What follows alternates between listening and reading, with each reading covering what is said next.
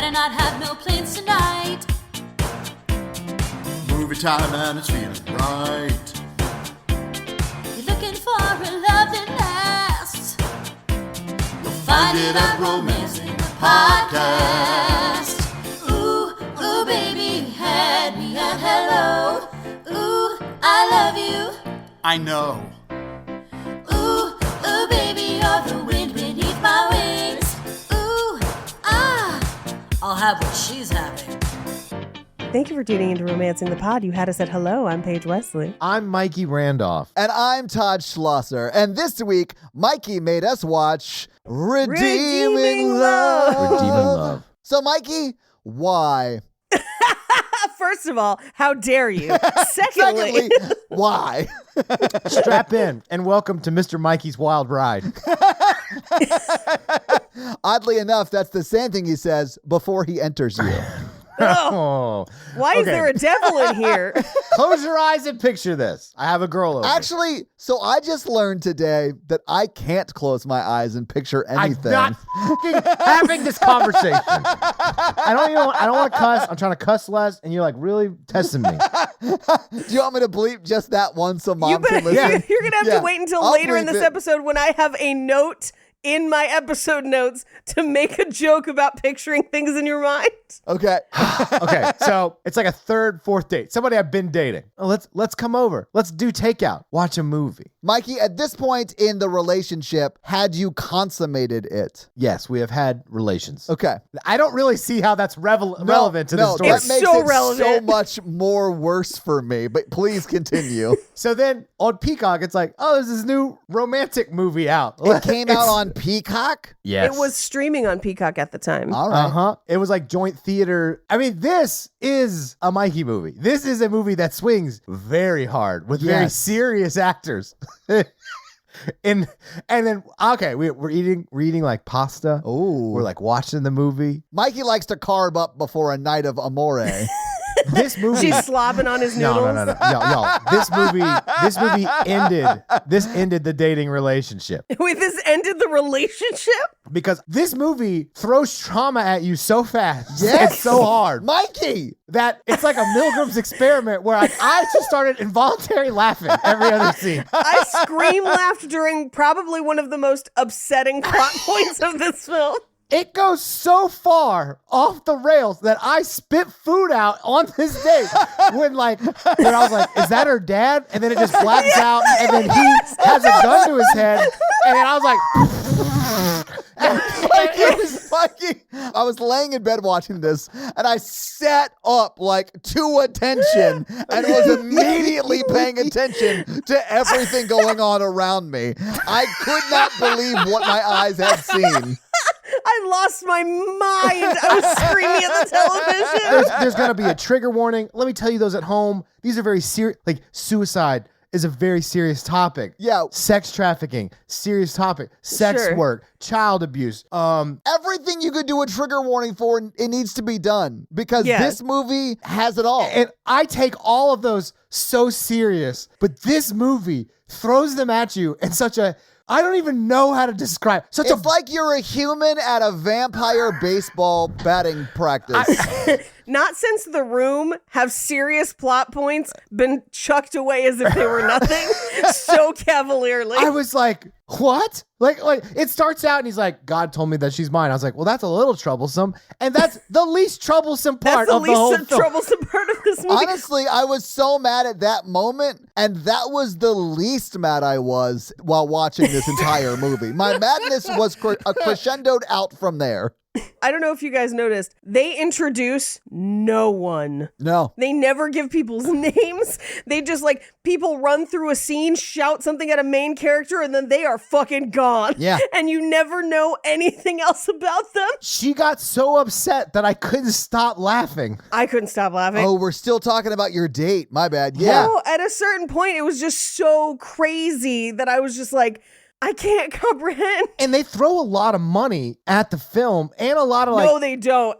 We will talk about it. they got McSteamy coming in. It's like, Yeah, McSteamy's not doing shit else. Paige, when I tell you the budget to this movie, you will want to punch somebody. I'm sure, but I also know that to do this right, you would have had to spend a lot more money than they did. It's got the main character from what's that movie we liked? Oh, not Tom Hardy. Yes. Yeah, faux Tom Hardy's in this. You're thinking of Karen Kusama's The Invitation, which is a very good movie, and this is a very bad movie. He's in this. I mean, it ends well, I guess. No, it doesn't. I mean, she opened that like house that helps people. I don't think she opened it. I think she joined it. Yeah, she just like joined it. Yeah. I don't know. I don't the know. movie doesn't give us information. People love this book, apparently. Oh, I have shit to talk about the book in a second, but go ahead. I am guessing it's like a very long book or whatever. But if you parse down books to just major plot points, and every major plot point is like over the top traumatic, Sexual assault? Yes. yes, then your movie is going to look weird. But I Oh, also yeah. really liked as Michael gets his at the end where she's like, well, damn it,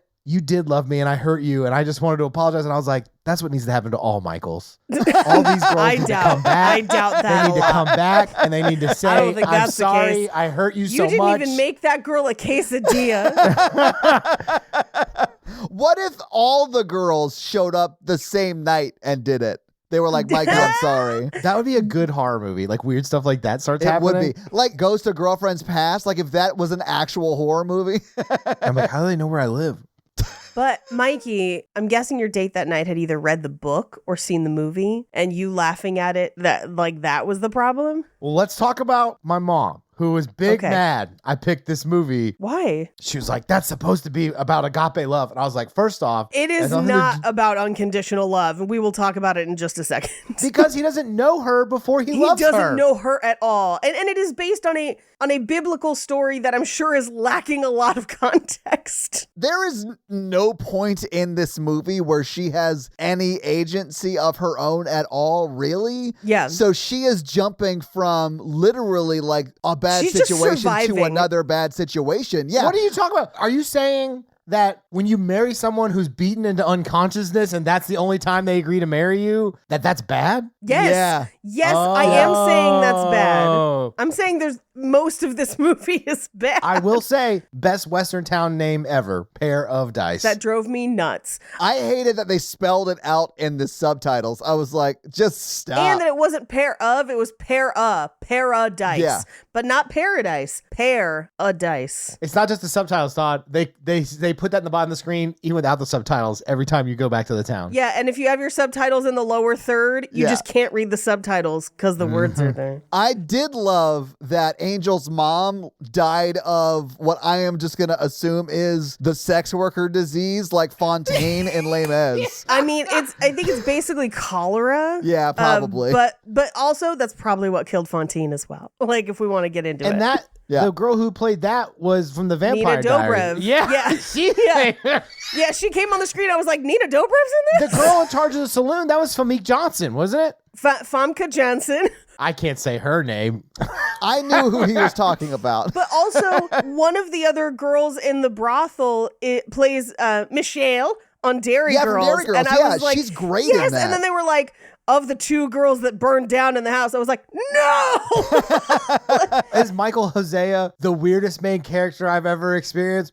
Maybe. Yes, and also, and this is just a weird note, if you're going to have a farm boy, you have to, like, there has already been the perfect romance movie farm boy in Wesley of Princess Bride. Yes. So you better come fucking correct if you're going to be like, this lowly farm boy. He better look like young Carrie Elwes, or why are we even having this conversation? He better be yelling as you wish from the mountaintop. Yes. When the other girls are like, who's that tall drink of water? And I was like, they're not talking about Michael Hosea. He looks like a child. No, they're not talking about this guy that looks like any dude at the grocery store. The only reason he stands out in town is because he's the only one without a huge fuck off beard. He's also the only one who has washes showered. his face. Yeah. Yeah.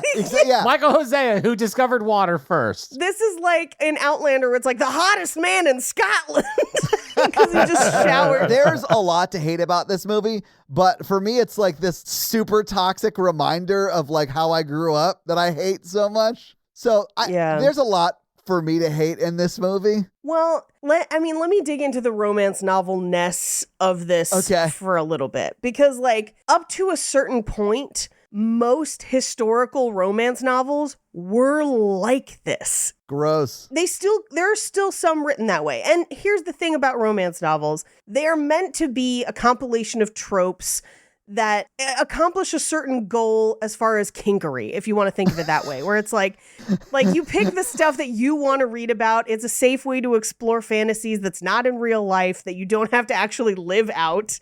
Right. So hey, read what you want to read. I got no beef. I'm going to steal kinkery, by the way. I just got to say Kinkery? that. I love it. That's amazing. Assorted kinkeries.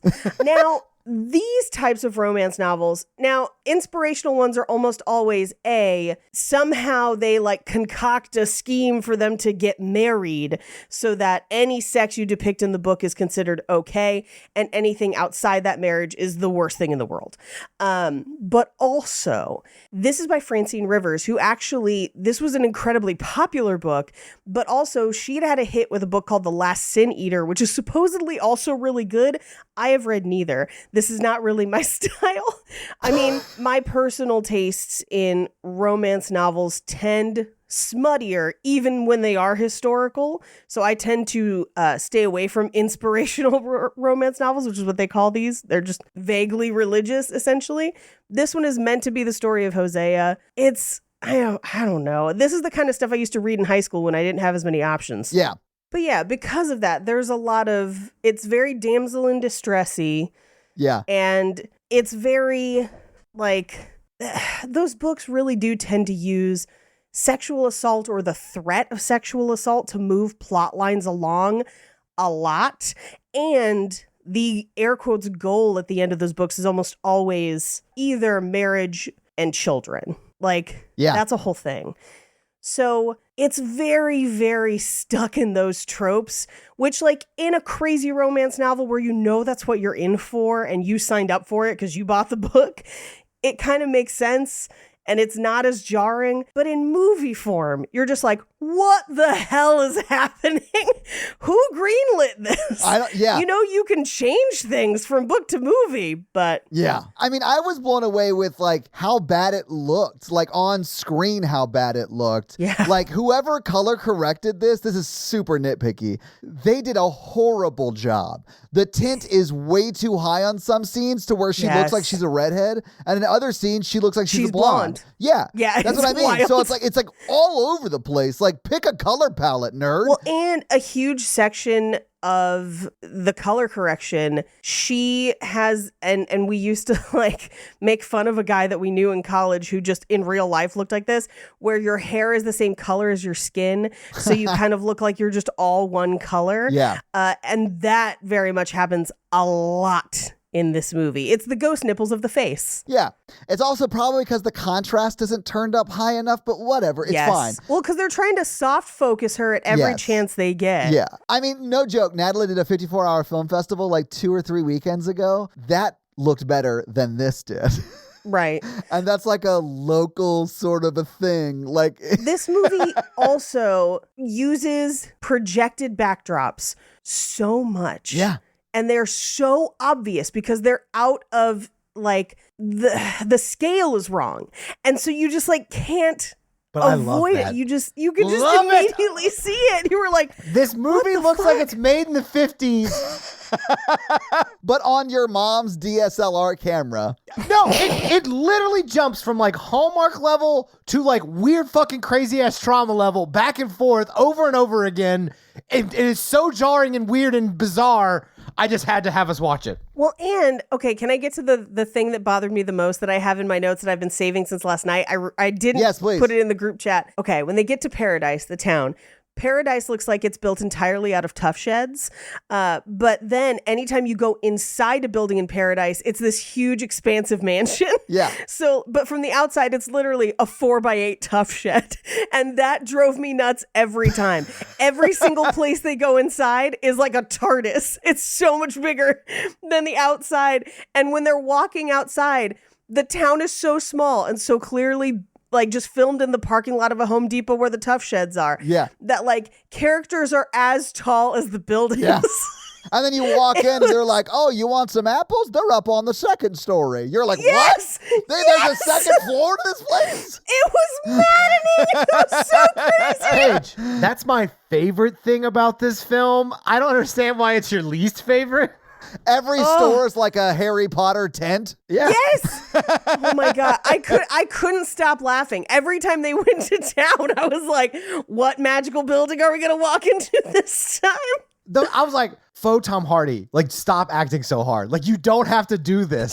I You really have to- think he was struggling to hit that like Southern accent, and he was Because failing he's like hard. Australian. Yeah, he is such a good actor. Because every other thing we see him in, Yeah, he's amazing. he's a like great- he like what's the one where he puts that knife in that guy's face and just like kicks the back of his head to slice his head in half? Oh, it's the one where he's a computer. Yeah, upgrade. Yeah. I have not seen Like- that. That's amazing. It's good. Upgrade is so good. Why don't we have an action movie podcast, you bastards? I know. That could technically be a horror. We can talk about Maybe. it. All right. But like he's so good in everything, and then in this, he's like giving 110%, and it just makes it look worse. It's just even more jarring because you have Michael Hosea, who looks like he just got out of the bath and he's got his Hallmark costume on. And then faux Tom Hardy comes in with like a real Civil War era costume and beard, and he's just Like just sobbing. dirtied up, and he's just like, I've seen shit. He's like, my wife died. Yeah, and I'm like, he's from another movie. He like jumped into this movie. He was like, I'm here for 310 to Yuma. Is this not 310 to Yuma?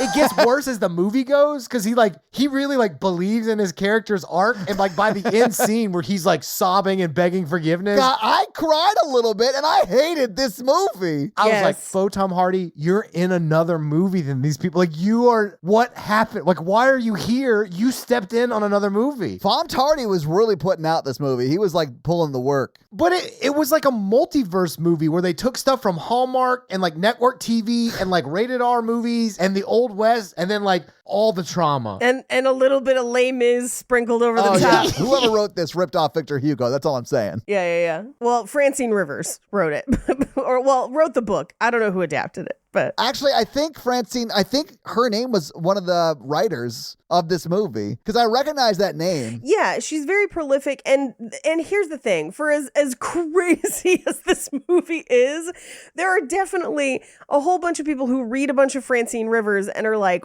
well, I want to see it because I read that book. And like they know what they're getting into. Sure. And I think part of why we're just like our minds are blown is because we had no comprehension of what we were getting into. Well, Yeah. I mean, you could tell she probably wrote like a East of Eden style, like 1,000-page. No, Mikey. How many pages is this novel? I'll double check, but these are like grocery store romances. While you're checking, I did look it up. The writer is billed as Francine Rivers, who I'm assuming is the author, same name. Yeah. And then DJ Caruso, who is the director. 486 pages. That's a good amount of pages. But when you take all the in-between stuff down and like people's thoughts, and you just go from trauma to trauma, it's very jarring. I mean, yeah, there's a lot going on in this movie. I think the fact that they got so many big people in it, to me, is insane. Because, like, I learned here, if I ever won the lottery and had a shitload of money to throw at a project, I know what big stars I could get because they don't give a shit about the scripts. They care about that paycheck, baby. You know what I'm saying? Or Like, I'm sure they were sold on the idea of, well, it's a Francine Rivers novel and they're popular. Yeah. I grew up Mormon, so for me, it was Orson Scott Card. I didn't get into Francine Rivers. I don't know. Well, I mean, I don't think it's really your style regardless. They have sex a bunch of times. They do, and I have not read the book, so I would guess, and if you did read the book, tell me if I'm wrong. I did not. Knowing that it's an inspirational romance, I can almost guarantee you that every time they have sex in the book, and they explored each other's bodies the next morning, and like you get none of the good shit. Of course not. I mean, I don't know. I haven't read The God Smut, but like, I'm sure it's fun.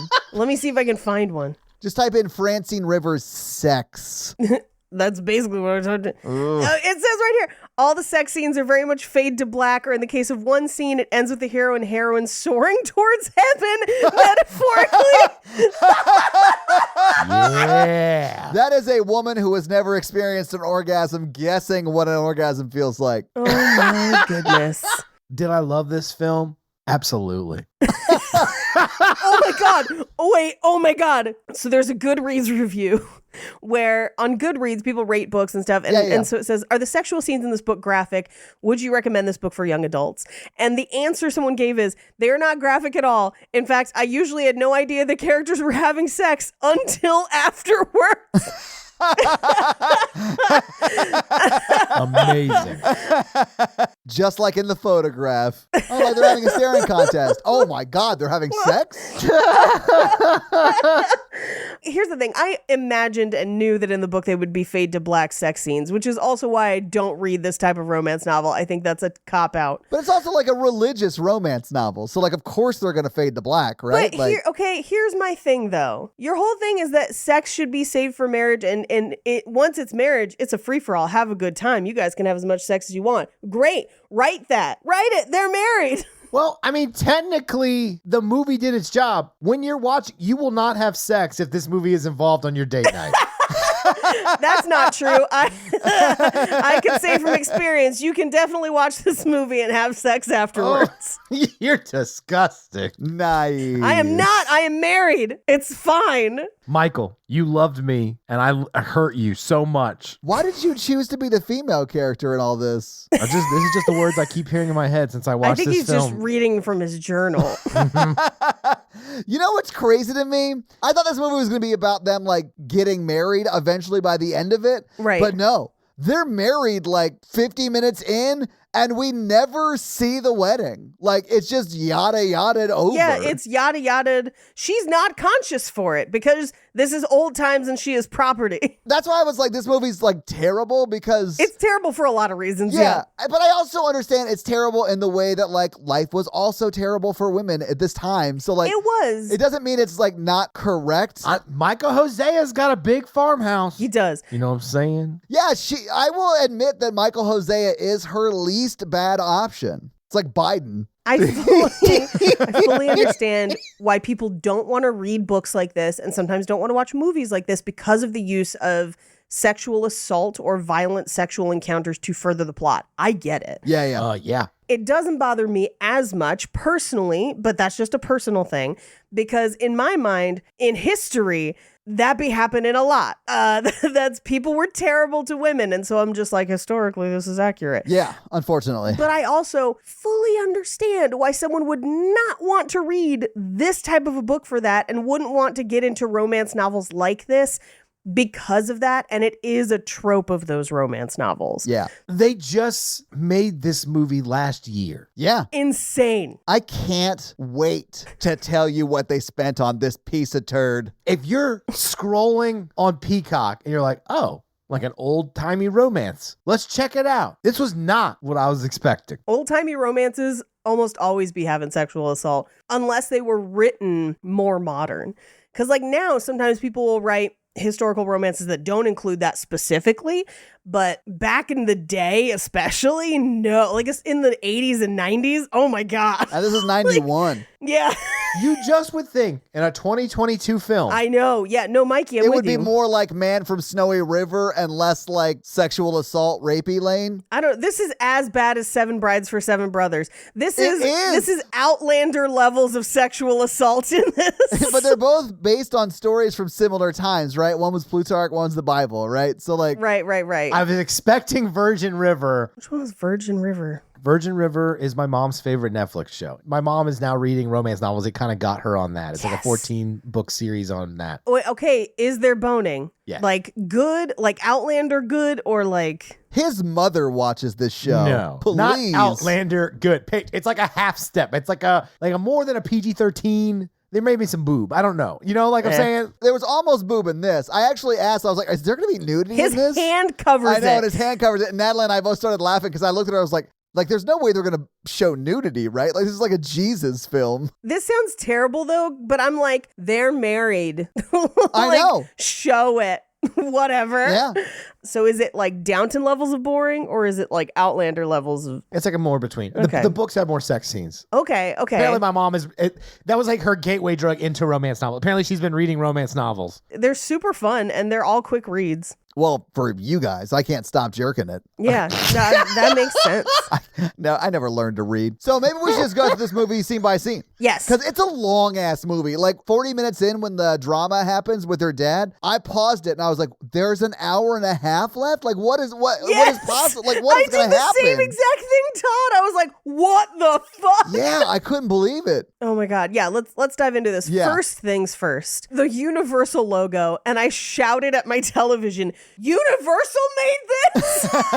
They didn't. They gave it a theatrical release. They gave it a theatrical release. Yeah. Because then it goes on to have like 6 different production company logos. Yep. Which this is insider industry tip. That's bad news. It's real bad news. That's bad news. If you've got a really big popular blockbuster movie that has multiple, that's because people are trying to get in on cashing in on something big. Yeah. But even then, maybe 2, maybe 3 tops. And that's like your 2 main actors have their own production companies and wanted to be Yes. producers, right? On the film. Exactly. Yeah. On a movie like this, where you have like 6 different production companies, that means it was such a turd, even in production, that they had to beg other people for more money to try and cobble the money together to make it and get it distributed. So like that is always a bad sign. It is an immediate red flag. I can't wait to do box office. I can't wait. Oh, God. But this is also in the credits where I realized that it was a Francine Rivers novel and had to pause it to go down a mini rabbit hole.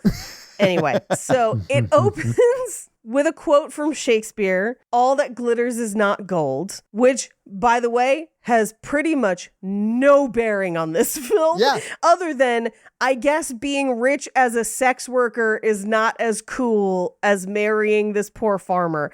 But that's not even the point of the movie, really. No, it's not. It makes no sense to have that there. But Nope. then my only thought as I was reading it was like Shakespeare. And in my mind, I just went, also Smash Mouth.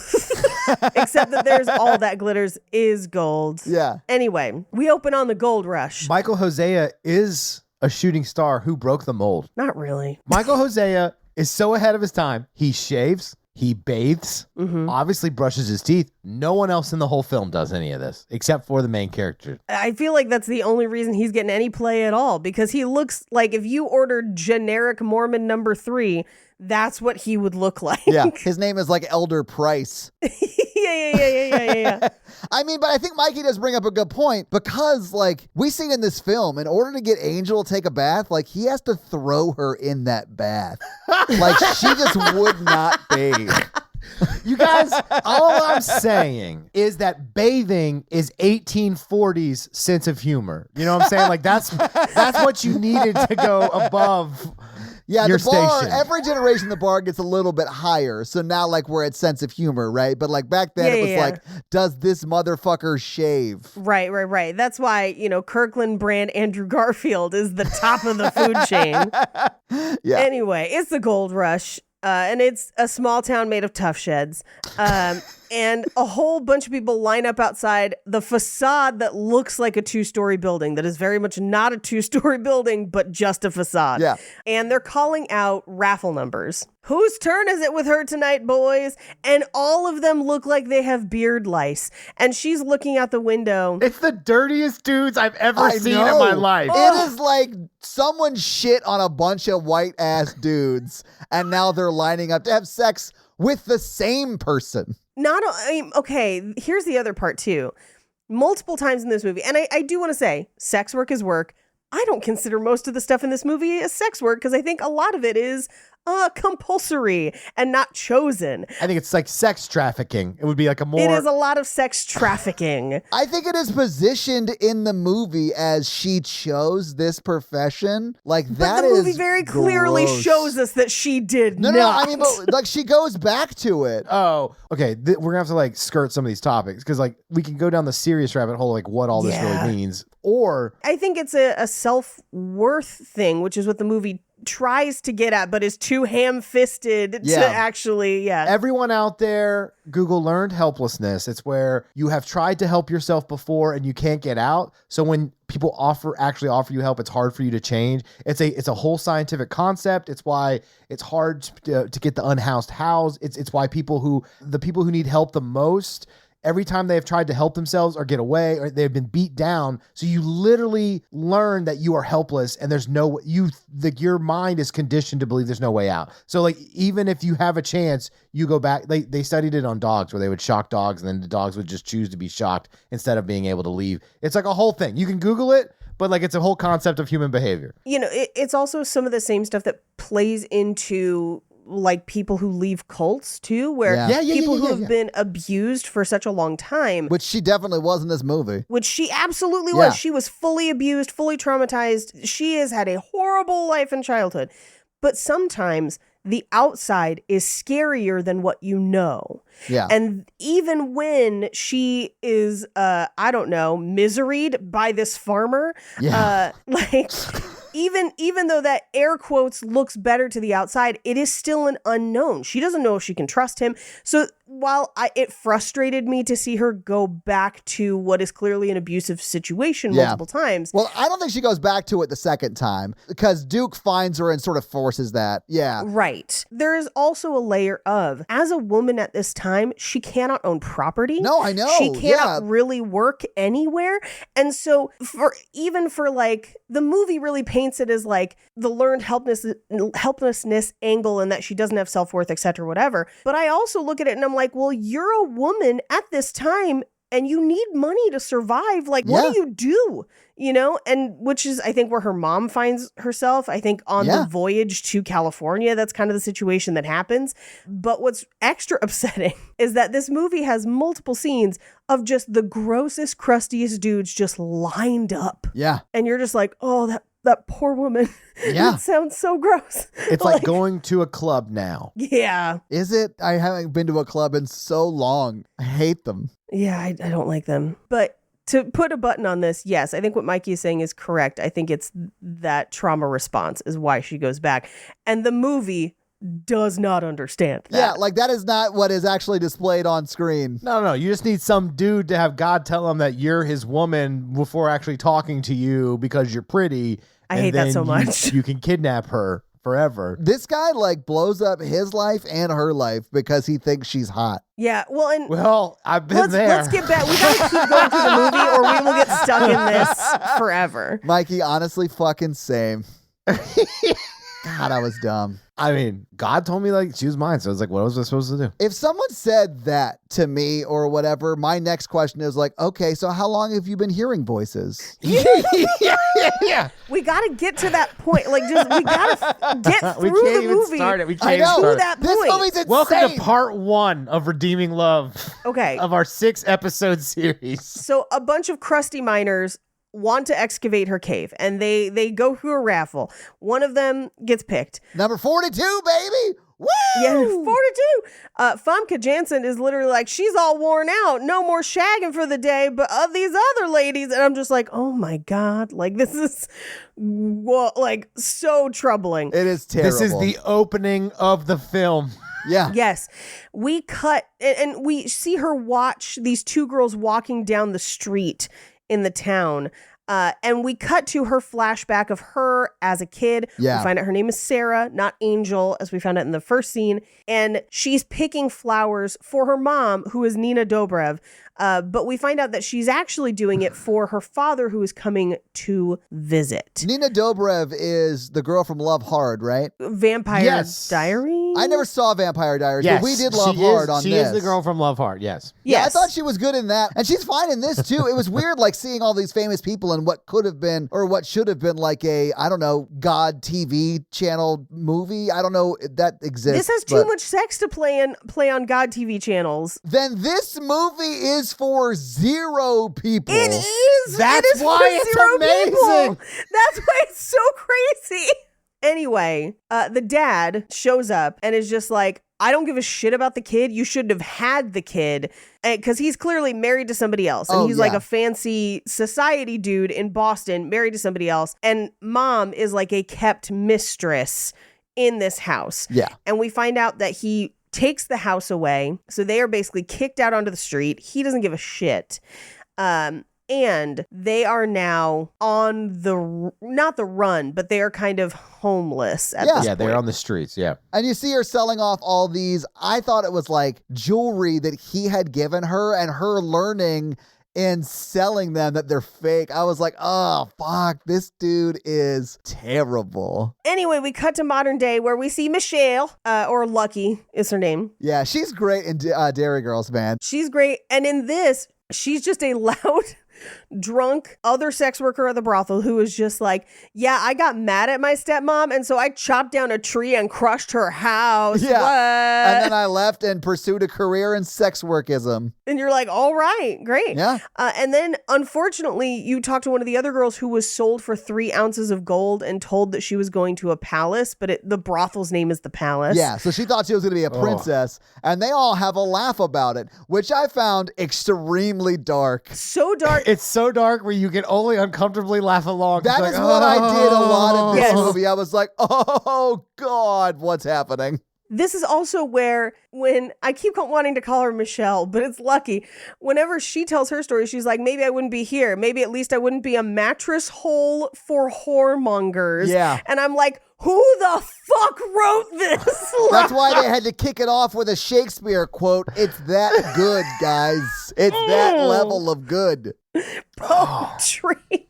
No. Anyway, so they turn to Angel, who is just like, they're like, what do you hope for outside of this place? And she's like, I just never look back and never look forward. And in my notes, I put, because I can't picture things in my mind. I hate this discussion. I don't want to talk about it. Anyway, we cut to the farmer. Michael Hosea. Michael Hosea. Yeah. Michael Hosea actually is on his way to town. He stops at a very empty church on the way. And he's just like, God, please give me a lady. And then he just goes into town like, bless your beautiful heart. I do love it. We wherever pretty you much may get be." that. Yeah, except it's like he sees Angel and he's Yeah. like, oh, the hottest woman in town. Clearly the sign from God is I should marry the hottest woman in town. Yeah. Pretty and trim, but kind of slim. Heavenly Ah, eyes, but oh, that size. Gotta be right to be the bride for me. She is the only other person who bathes. Yes, she's one of the few people in town that bathes. Yeah. For sure. The second this happened where he was like, God told me it's her, I was like, fuck you. Yeah. And then they're like, who's that? And they're like, she's the best sex worker in town. He's like, God, I should have been more specific. And I was like, he's taking this very well. But not only, okay, but here's the thing though. This is why I hate this so much. First of all, he does not know her. He doesn't know anything about No. her. He picks her purely on looks and is just like, God said so. Already fucked up. Which means he would kill anyone that stands in his way to have her.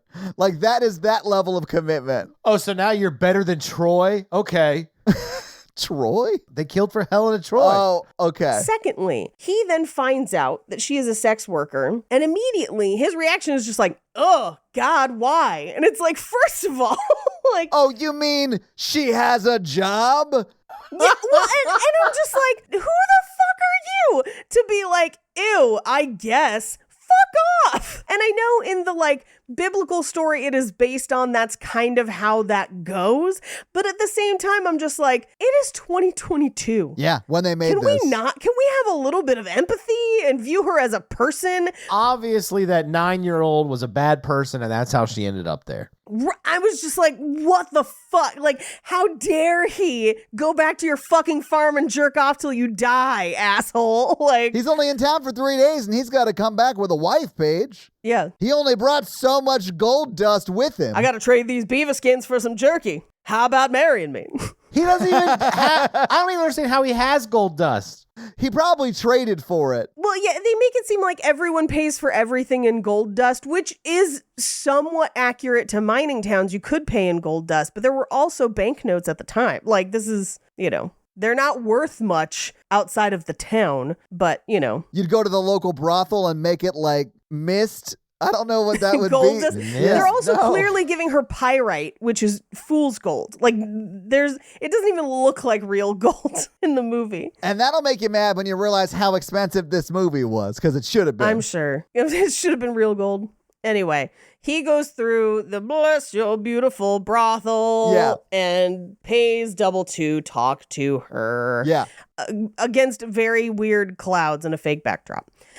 Because she's literally like walking around town. That's where he sees her because she's like the sex celebrity of town. It's the just sex like, celebrity page. It's a position. Like, you have like a town crier Yeah. or whatever. It's who's voted your on. favorite and sex celebrity? it's sex celebrity. Yeah. Welcome back to 1840s sex celebrity, where we take over the local brothel and 12 ladies compete week to week. Would watch maybe? I'm sorry, your sexcation has ended, Francesca. But yeah, she takes a walk twice a week, and she has a bodyguard with her, and he like Right. sees her, and that's where he like becomes enamored with her. But as Paige was saying earlier, Yeah. he does pay twice the amount of gold dust to talk to her. To talk to her. And we cut to from like him seeing her in the window and kind of finagling what he's going to do. We cut to her talking to what I will assume is a servant because it's in Boston, but you cannot guarantee it giving the historical timeline. But a woman of color who gets no name. All right. I think they like briefly say her name earlier, but she's not present. So we don't know that it's her. And she's just like shaking little girl Sarah and is just like, men just want to use you just like your mama. And Yeah. you're just like, what is happening? It's like in Waterboy when she like traumatizes Bobby Boucher into only drinking water. Yes. Like it's like that level of commitment to a crazy bit. Yeah. And she's literally in this one scene. That's it. And then she is gone. It is a wild swing. And I'm sure that character is more of a character in the book, I would assume. But in this movie, it is literally one scene, never seen again. Yeah. Never seen or heard from again. I would assume she's like a paid servant just because Boston was Because Boston, in the North but like, during the Civil I War. hope. But Anyway, so this is where we cut through the montage of her trying to pawn all of her jewelry and finding out it's all fake. her mom, And he has just yeah. given her, her mom has given fake jewelry. As her mom turns more gray. Yes. Well, she's getting Fontaine disease. Yeah. They get to the port and she takes on work as a sex worker at the port so that she and her daughter have a place to live. And she just dreams a dream of time gone by until she Fontaine. dies. Oh. Yeah. When hope was high and life worth living. Paige, you're going to make and me just, cry. I dreamed love would never die. I can't. My voice is shot today, but So sad. she Fontaine's her way through the first act of Les Mis in 2 minutes. And Mikey has no idea what we're saying. Cosette, aka Sarah, is just like, let's hop on one of those ships and sail away. Here in my castle on a cloud. And she's just like, sure, honey. Right after I get home to my girl, who I'm gonna see after the war. Like she's just coughing into stuff and, Yeah. Before she takes her, like, quote, last client, she may have coughed into a handkerchief and handed it to her daughter, and then you see blood in it. Like, it's that level of, Yeah. like, foreshadowing that she's about to die. Yeah, just mommy loves you, little girl. Like just, and it all happens in like 5 minutes, where you're just like, wow, okay, It's been 6 days since they lost their house. yeah, It's yeah, aggressively fast. they completely skip over shaving her head. It's like a whole thing. This movie has a very aggressive editing style where like something will be happening and then it just fade to black trauma. Yes. Right. And it'll hit you so fast. The 40-minute reveal, which is, I guess, what we're going to call it until we reveal what it is, Yes, yeah. it hits you like a phone pole. It's insane. Yeah, it's wild. So she dies of consumption or just air quotes historical disease. Yeah. As they turn your dreams to no, I'm kidding. We can't. She Fontaines out. Yeah. So the little girl takes the necklace and throws it into the water. Does she dive back in for it? Who's to say? That might just be a dream. I think metaphorically at the end she does. So like for me, she does throw it in, and that's when she's Yes. like, "Fuck God! If he does exist, he's an asshole." Right. And I think at the end of the movie, that's her like being like, "No, God's the shit. If he gets me out of Right. this one." And listen, I do think in the magical realism of this movie, God does exist because he says, "Just tell the truth through her mom," right?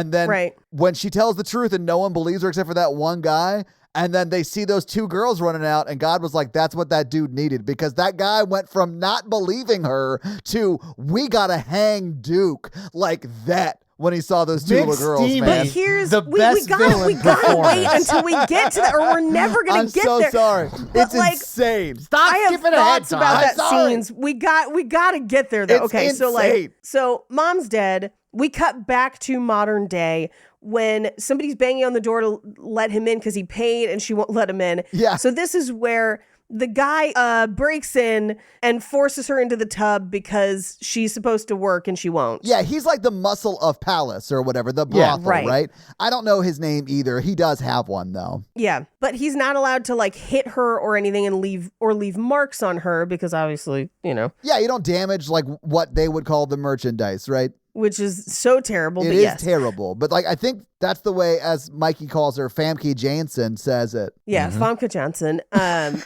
we do reveal that she is stashing some of the gold dust that she's getting paid, although she never ends up going back for it. I think she would have had it not burned down later, but Yeah, where is she stashing it? I missed that. Like they accuse her it's of that in later, like and I her was like, I jewelry must have box missed it. in Okay. a makeup compact. Yeah. Okay, cool. So in comes the farmer, Michael Hosea, and he's just like, oh, I'm going to marry you in a couple days. So like, we don't need to have sex now. We're going to get married. And she's just like, get fucked. Yeah. Like, I do like how this movie positions her as like a bad person because of this. And I was like, yes. no, this is just a lady who like some weird dude showed up at her work. No, I don't think it positioned her like a bad person. It fully does. It plays her as being mean to him. And Yes. then and at one point she's like, you're my 5th proposal this week. I know. I think she reacts very realistically if you I tell a think woman she you does. just Me met too. that you're going to marry her. That's my point. I think the movie positions it in a way as like, shouldn't she be nicer to him? Like, no. Shouldn't she give him a chance? No. And it's like, no, she's reacting the way she should. Yeah. I'll take you out of this life. Come away with me. Here's the other thing, too. She has had a terrible childhood, but at this point in the movie, she believes that she is making money because she has not Right. quite figured out the horrible proposition of both brothels and pimps that is even a scam to this day of Yeah. like the air quotes money that you are banking is air quotes going to your upkeep. So you never make any money. You are always in debt to Yeah. the house. You owe me money. Right. Yeah. She does not realize that that is what's going on yet. And so in her mind, she's the highest paid sex worker in town. She has money. She has agency. She can do whatever she wants. She doesn't have to suffer this farmer. And once she finds out the truth, that will kind of change. Yeah. But like, that's kind of where she's coming from. I'm just like, who the fuck are you? Like, Yeah. why would I go away to live on a farm where I am dressed in silks? I get all my meals here. I don't have to, like, you are not selling me on this proposition, sir.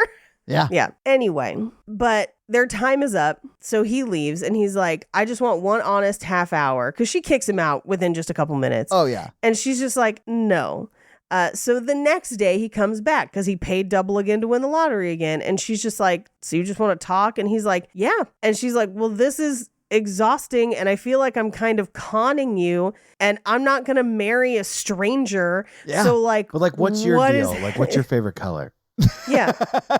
I think in this scene, because they do talk a little bit more the second day, Mm-hmm. I think in this scene, she was like, if we had just had sex, we would have been done by now. Like, I Yes. thought that shit was so funny. Well, and he's not really talking to her to get to know her. No, he's just he's like, so not. here's why you should marry me. Yeah. He made a PowerPoint. Well, it's a real Adam Ponape type vibe. Yes. Yeah. Cooking, cleaning for me and my 7 brothers. Yeah. This is more troubling 7 Brides for 7 Brothers. Unfortunately, yes. And please remember, 7 Brides for 7 Brothers was like produced in the 60s, I think. Like, 50s, I think. oh, Yeah. Jesus. Yeah. And this has Yeah. like similar sensibilities. Yes. So, So she says no again. yeah. And he basically, we find out, has enough for one last night. Yeah. We cut to breakfast the next day. And all the other girls are like, who's that farmer boy who came in wanting a wife? And she's just like, you have him. I don't care. Yeah. I'm out. Yeah. I'm waiting for my Wesley. So Yeah. like, get out. He's a pirate. Yeah. He's the dead Dread Pirate Roberts. And he's been living like a king in Patagonia. Yeah, but like this guy bathed. I don't know if he bathed. He's a pirate, so. But he does look hot in that black mask and shit, though. He probably smells like the saltwater sea air, Paige. I'll take Well, it. they call him Michael Hosea because of the water hose he uses to bathe. It's because it's based on the story of Hosea in the Bible. Because Yes. this movie is not subtle Oh, good. ever at all. It's subtle. No, this movie is not subtle. It's classic. Anyway, he comes back the next night, and one of the other girls intercepts him and is like, "Hey, don't bother with Angel. You'll like me better." And he's like, "No, I'm here to see her," and just like stomps up there. It's like, dude, she doesn't want to see you. I know. Like, stop it with the God told me we're going to be together vibe. Like, that's weird. What is this? The city bus? Stop yelling at me about how God tells you things. This is the first time I've heard someone say that without their penis in their hand. Right? Like, that's the kind of vibe it is. Anyway, he's just like, do you like being here? Do you want to be here with men just like, you know, paying money to sleep with you? And she's like, I didn't ask you to care. Like, this Yeah. is my life. Like, you do whatever you want. You just showed up and like said my life was shit and said I should go with you. Yeah. You're like trying to high road me and like being a real dick about it. It's weird. And so they end up kissing and he's like, we can't do this until it means something to you. And she's like, you mean nothing to me. I don't know you. You're a stranger. But that's like a dude showing up at Chipotle and like proposing to the person making his burrito and her being like, go away. Wait. I have showed up at Chipotle and God has told me to get a burrito bowl and I loved it. That's fine. So how long have you been hearing voices? So when I talk to someone about the voice of God, I do have some specific questions I go through where I'm like, is it a feeling or do you hear a specific voice? Does it come from outside of you or do you like hear it in the sky? I was like, wait, let's break it down. Yeah, because if you're just like, I feel like this is what God wants me to do. Cool. Well, and a lot of people word things like God told me something and it's like, you know. Yeah, sure. But the whole like, it's a voice from outside. And also, God is a purple serpent who slides through the sky on wings and carries a wagon full of candy. And you're just like, oh, okay. This is different, I think. I love this Halloween kind of crazy serpent version of God, though. I'm here for it. I got the first 30 pages for you right here. Halloween serpent God this summer. Snakes on an astral plane. I'm tired of these motherfucking astral snakes on this motherfucking astral plane. Oh, yeah. Anyway, we cut to the past where her mother's former pimp is basically taking her to a brothel to sell her Yeah. to McSteamy, who unfortunately buys little girls for bad reasons. There's no good reason to buy a little girl, Paige. No, there's not. Les Mis has taught us. I don't think that's that what she was generally saying. Yeah. There's no, Yeah. But Angel very much is Cosette. Yes. Anyway, so one of the women in the brothel, and I believe it's one of like the house moms is kind of what it looks like. Yeah. She is like, take her home, get her out of here. Yeah. And he's like, she'll be better off here. And she says, no, No, she won't. Yeah. And there's no way she would. Yeah. I mean, Yeah. yeah. It's a hard life. So he takes her upstairs and definitely steals stuff from that guy's desk Oh, and yeah. drinks some of his brandy. I mean, it's fine. He doesn't make it out of the office because No. he gets murdered in front of a child. Yeah, oh, McSteamy rolls up, who I called him Dr. Strangler through most of the rest of the movie. Why? Because that's what happens. They just garrote that guy, Oh, that's and true, he's just yeah. like, come with me, little girl. I just didn't understand why you made him a doctor. Like, He seemed official. He had a mustache. Okay, here's what I do like about this scene. Because the guy's drinking his scotch. Yeah. And he's like, he gets him strangled and he pours the scotch on the guy. It pools in his eye socket It with the does. eye Yes. open. Yes. It's a cool effect. And I was like, what is that doing in here? that's actually where they spent all of their budget. Well, like Yeah, it yeah. looks really good. I'm like, wow, how'd they do that? And then I'm like, wait, why is there a special effect like this in this film? That gentleman actually has a glass eye, so it was Is that what fine. it is? I have no idea. No, I mean, I believed you. It looks so good.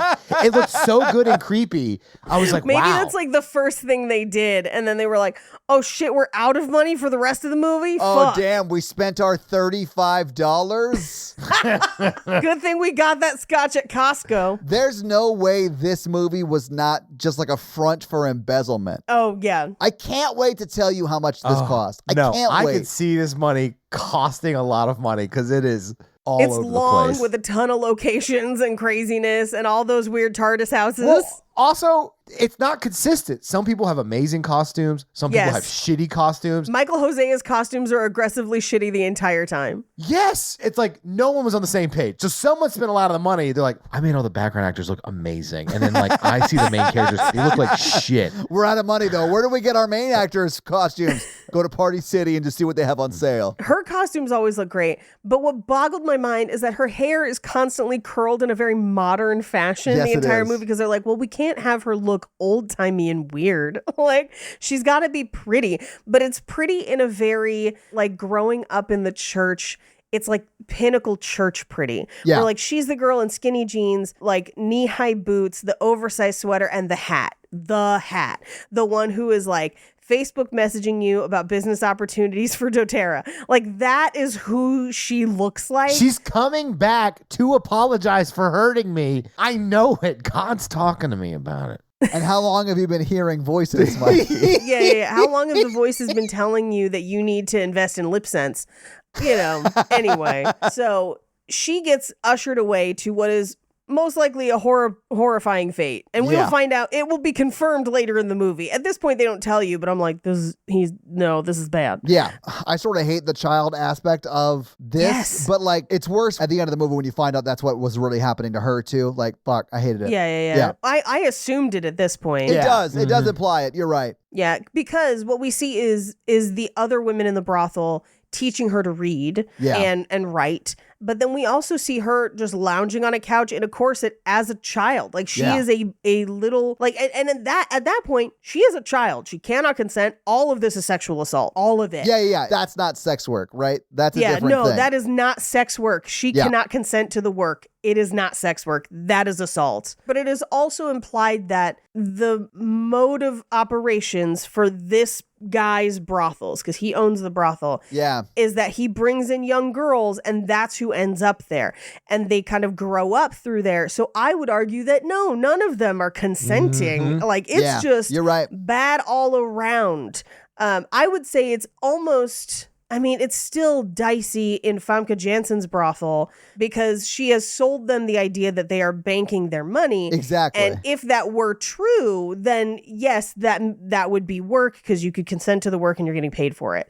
Because they're not like that, I would say that invalidates a lot of that consent as well. So Yeah, like, you're right. I would say there's very little actual sex work going on in this film, but rather quite a bit of sexual assault. Yeah. So anyway, super dark. Thanks, Mikey. Yeah. We cut to her as a teenager and she is beautiful. And she is now working in the brothel and she comes down the stairs and is introduced to a very fancy Boston man who is her own father. Here we are. Here we go, Here baby. we go. Here we go. 41 minutes into the Buckle film. up your oh shit belt because it's going to get fucking weird. I was like, oh, she's going to tell him. I thought she was going to kill him. Me too. Or tell him in the midst of it. But Paige, she did sort of kill him. Yes. Yeah. Well, what happens is they commit. How do I phrase It's this? It's not incest, offensive. at least. They have sex. Yeah. They participate in an incestuous sexual encounter. Let's Yeah. say that. And you're like, what? What? You're like, what is this film? Yes. And by the time you start to crank the gears here of like That was when I sat up in bed, right? And then it cuts to Mikey. fades to black, fades in, hit the dad with a flintlock pistol to his head, and Yeah. then he dies of suicide, right? And then you're like, holy shit, Yeah. what And is then, this? Wait, and then the owner of the brothel is basically telling one of his assistants, because now Angel has fled, but he basically says they had sex, and then she wrote him a letter that's like, by the way, I'm your daughter. Yeah. And that pushed him to complete suicide. And then she ran with the help of the woman in the brothel who taught her to read. So they killed that lady. Yeah. And then she takes off for the docks and ends up on a ship. We're talking about it like it's like a bunch of scenes. It's literally like 20 seconds Yeah. of like, Yes. what? They slam that plot at you so fast. And you just picture the pasta flying out of my mouth on this date. Before it had time to hit the floor, the dad's already dead and she's leaving the brothel. It makes you feel so uncomfortable. Yeah. It's like Milgram's shock experiment where you're like, I'm killing the guy. Like you're giggling, and because it is so uncomfortable, your body doesn't know how to react. It's the because it happens. craziest choice. Like from a writing perspective, from a character perspective, like how it would have been so much easier for her to show, like he gets into the room with her and she's like, by the way, I'm your daughter. Like that Or she would have kills him. Yeah. Or it could be, Or she it doesn't kills have to be him. her dad. It could be somebody trying to hurt her. She just kills to protect herself and is like, I got to run away. whatever. But the fact that it's like, no, she has sex with her dad. They go through with it. They complete it. Yeah. Like, what the fuck?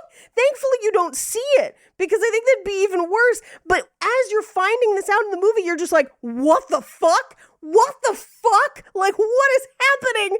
And this is not the last time that an upsetting family member sexual encounter will occur in No. this film. Oh, No. Paul, you idiot. Anyway, at this point, I was like, how is there an hour and a half of movie I know, that's left? exactly what I was saying. I could not believe that this happened in like the beginning of one? this movie. Yeah, like it starts off with this. Oh my gosh, it's madness. That's how you know it's based on a Bible story, because that shit's wild. Well, here's the thing. The Bible story is not that long. It's basically just a guy believes that God has led him to marry this woman who is a sex worker, and she returns to it multiple times, and he comes to get her every time. And you have very little details as to if it's voluntary or any number of things.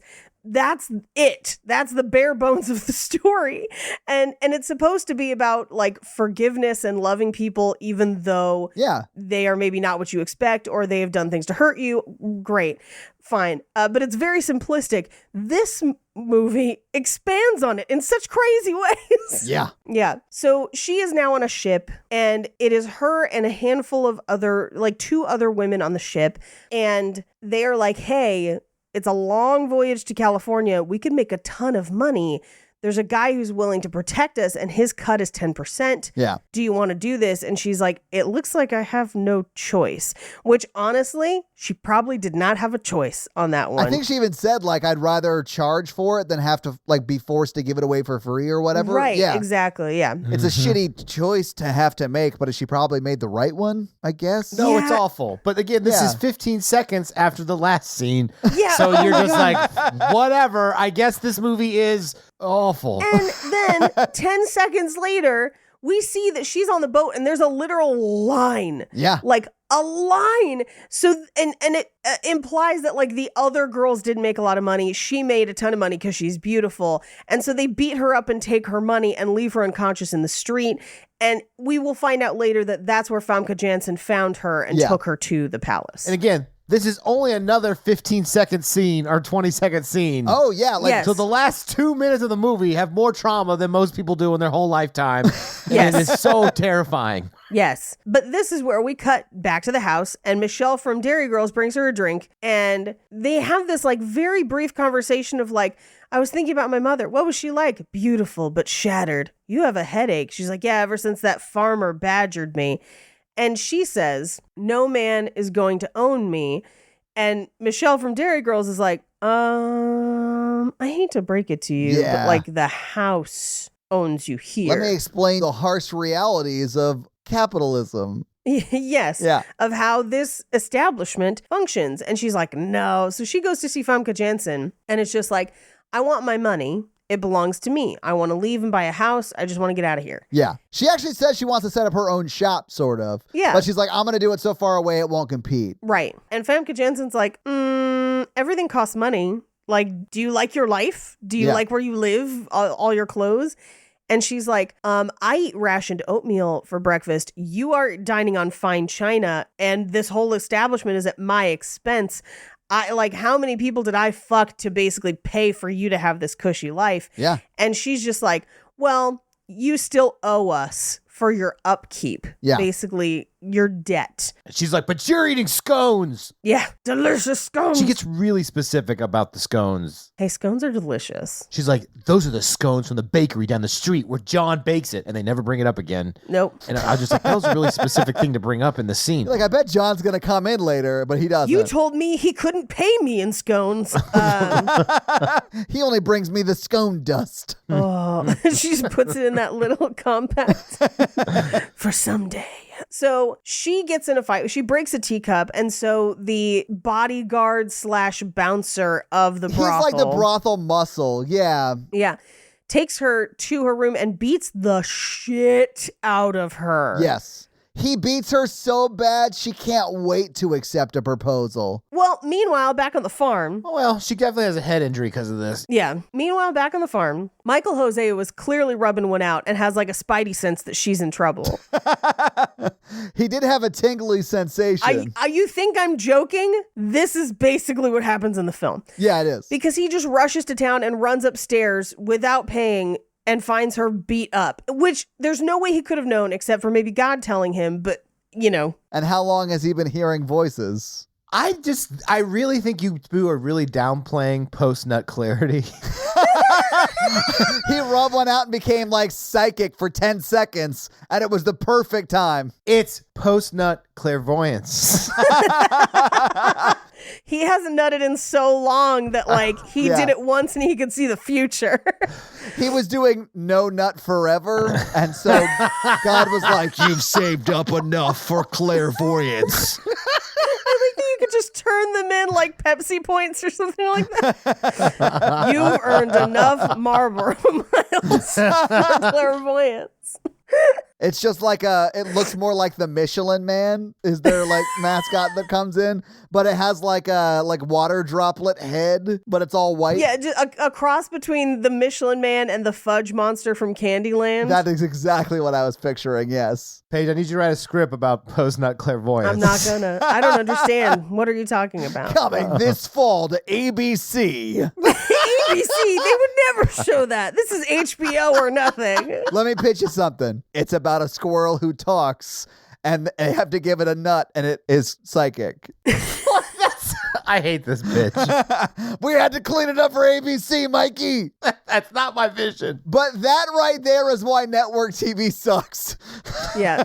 You're psychic for 4 seconds after you orgasm, and that is a funny script. But how psychic how though? Can you just read people's minds or can you see the future like Dead Zone? Well, I guess it depends. Like he's a slacker who goes through life 4 seconds at a time to make money, but then he gets one night, he's nutting it up, and then he gets the vision of the apocalypse. He's got to stop and figure it out by continuing to orgasm.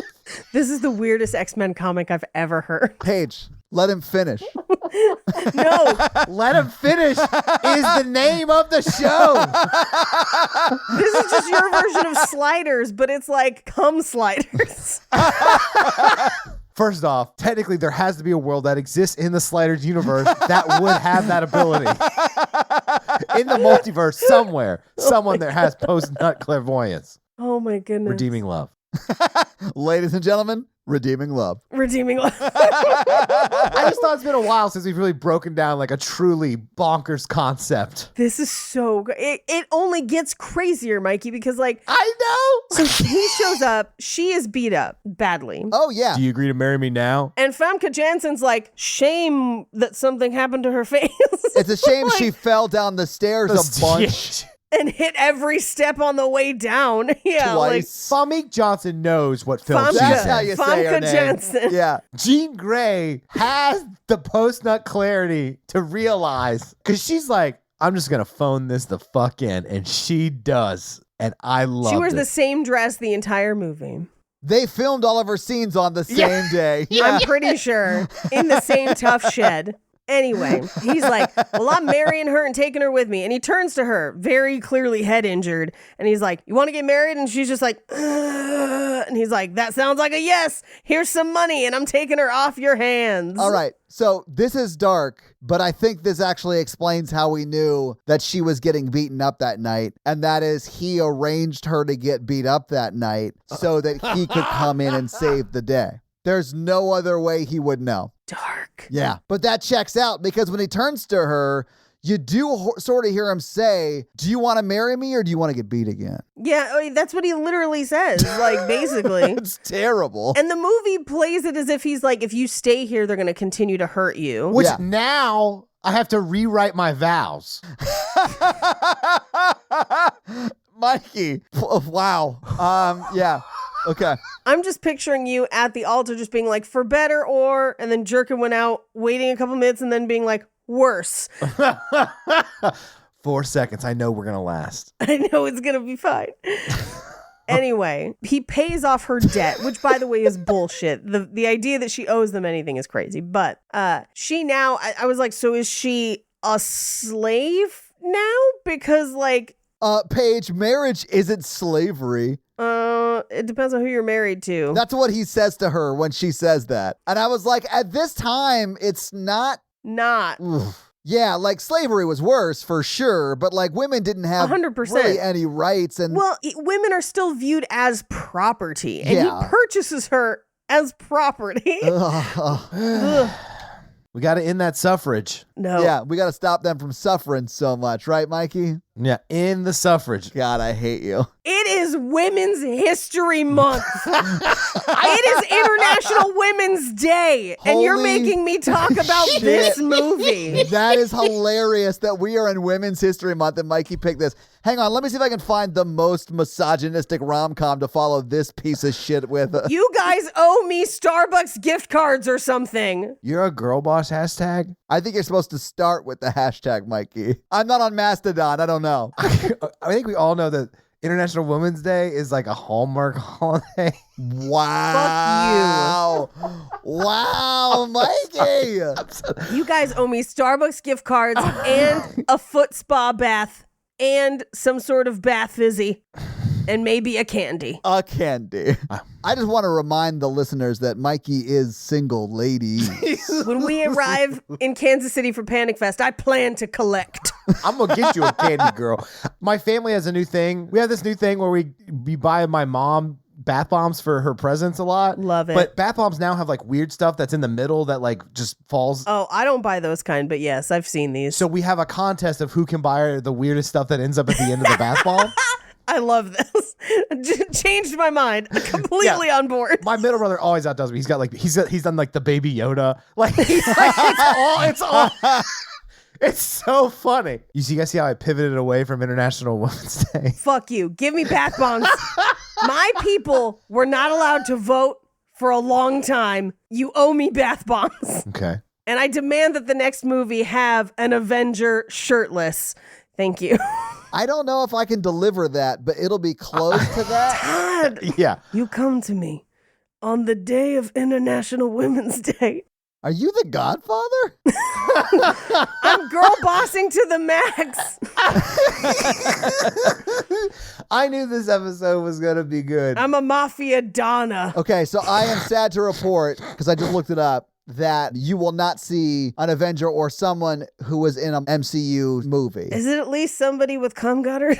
So, Paige, yes. Okay. But- Okay. They also were going to play someone in the MCU, but that movie got scrapped. Oh. We'll talk about it later. Okay. Anyway, so he gets her back to the farm and has the ring on her finger, whole nine, and the house looks super cute. I personally don't think they're married. Just because We never see it. There's no proof. She just wakes up with the ring on her finger and this weird dude telling her a story. Okay, first off, if you find a woman and you put a ring on it, I don't think that's what as Beyonce was singing Beyonce about. said, I then don't now think, you're no. married. I Yes. knew you were going there. No, that's not what that song's If about. you Oh, like oh, it and no, you want no, it, no, you no, put no, a ring no, on no, it. no, This no. is Beyonce 316. Who run the world? Girls. International Women's Day. Look, Paige, I'll concede that you're making 75 to 80% of a point. We give birth to you, and we can stop doing that anytime we want. Be my guest. Not anymore. Oh my Fucking God. cold. That is the darkest joke I've ever laughed at. Oh my God. I'm so sorry. Fuck. We're in a hellscape. Yeah. You let us into STEM, and now we can make Skynet happen. Fuck y'all. Taking you down with us. We haven't even gotten to faux Tom Hardy. We got to get there. We got to get to fake Tom Hardy. Okay, so he's like, we're married, wink, wink. Here's a videotape to show you that I fell in love with you every day. Because she has a head injury and would have no memory of it. Do you like my farm? And she's not beat up a little bit. She's beat up a lot of bit. You're right. A lot of it. Yeah. That would have like broken bones in her face, I would imagine. The ring would have not fit on her finger because of the swelling. Yeah, very possibly. Anyway, she's getting up. She's like, cool, thanks for bringing me here, but I'm going to go back to town. And Yeah. he's just like, yeah, you are not. It's 20 miles. You can't make it. But here's some ugly dresses for you to wear. And she's just like, oh, gross. I look like an American Girl doll and not the politically correct ones. Well, she technically says, were these your wife's dresses? And he's like, it was my sister. She died of a horrible horse kicking accident. That's true. Because people casually throw around the worst things ever, every scene. Yeah. See, she thought the horse was her friend and they did a bank job together, but then he double crossed her and shot her. Yeah, it wasn't a kick. I'm making my own canon the way Mikey does. I'm down with it. That horse's name, Mr. Pink. At the end of that like heist, when they got back to like the place to divvy up the money, she was like, hey man, good job. You want to get out of here? And he was like, nay. And just shot her. But here's the crazy thing is that the story of the heist is always told out of order. So depending on which episode you start on, it'll put you somewhere different. Now you guys are getting it. They're starting to believe. They're doing it. They're using their imagination. Anyway, 3 weeks later, she's still wearing the ring and she sees him riding a horse out the window. So he's leaving. So she puts on one of the dresses. Yeah. Leaves the ring at home, and she takes off to try and walk to paradise. Yeah. And he rides after her because he has a horse. He's like, these are way faster, idiot. Dummy. Here's some water. Here's a like a wrap because it gets cold at night. Yeah. Have fun. It's 19 miles that way, or it's just 1 mile downhill back to the farm. I'll let you decide. And just leaves. And again, this movie is like wanting me to like him for doing this. Right. And all he's doing is saying the same thing like a prison guard at Alcatraz would say. Like, Right. you're trapped here because there's 20 miles away and you could just stay here. Yeah, it's your choice. You could hang out in this privatized carceral system, or no worries. It's a long swim back to shore. Yeah. Yeah. But allegedly 3 people did it. Anyway. Right. So she comes back to the house and he gives her a bowl of food and then washes her feet because remember, this is a vaguely religious movie and that's a Jesus thing. But you can see it in her eyes. She was like, he's going to fuck these feet later. I mean, maybe if they weren't completely disgusting. Foot stuff is extra. It's $2 whole in Gold Rush money. Well, her feet are like leprosy feet at this. They I was look like, like Todd's feet. Yes. yeah, they're awful. Wow. Guys, her feet was way better than my feet. Yeah, it's true. They Yeah. were less hairy for sure. Well, I was like, that's a long mile walk that she went on to ruin her feet like that. I think she spent time deciding and started walking the other way, and it ended up being like a 4-mile walk. She was legit lost on a one-way road to town. Yes. Anyway, And he's not very good at washing her feet. He just like pours. He we barely see it. I do think participating in your partner's self-care can be very intimate, just like the hair washing scene in 50 Shades. But that is actually sort of sexy. This is not sexy. This is not so. Yeah. Oh, this is sexy. This is 1840s Sex City. Ugh. He saw her ankles, bro. Oh, dude. But he basically is like, 1 mile can be a harder walk than 20. And I was like, factually, no. Yeah.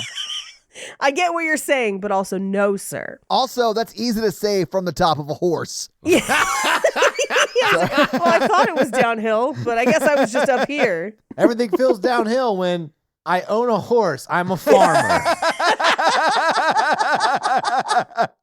And honestly, it is sort of downhill after the, incestual suicide bit. Kind of. Kind of. We cut to like a time jump a little bit. We don't know how long it's been. A couple weeks, we would assume. But like the injuries are gone after that time jump. So I assume like maybe a month. Yeah, something. We know that it's at least like 5 weeks. Yeah. But so she hasn't brushed her hair, and she kind of like undoes her shirt and like leans against him, and he's like, please don't. Get away, devil woman. I'm only here to make sure you bathe. Well, his whole thing is because she's like, I owe you. And he's like, I don't want our sex to be transactional. Yeah. Is his thing. Yeah, I sort of got that. Which I get. Yeah. Anyway, this is where she tells him, like, my mom used to pray all the time and she fontained to death. So, like, She lost the will to live. Yeah. what do you say to that, Jean Valjean? I don't know that reference. We know. I think he'd be more Marius, though. Well, the farmer is definitely Marius. Yes. Anyway, so the quilt game in this movie is on point. But we see him like gardening tomatoes, and this is where we get this like montage of him teaching her farm stuff, including plucking a chicken, where he does the like thing that all romance movies do, where a guy comes around behind and is like working with your hand, like yeah, but normally it's like putt-putt golfing. Except it's a dead chicken. Yeah, except it's a dead chicken. Yeah, and he's like, here, right here. I was like, no. This is where you see? jerk all their feathers off before you boil them. Also boiling. Ooh, roast it. Well, I don't know what they did in the olden days, Paige. They had ovens. Anyway, But her oven doesn't work, Paige. That's why they can never be together. that's very cold. It's so dumb. I so hated that part. My favorite part was like right before that. Where he's like, all these eggs are yours.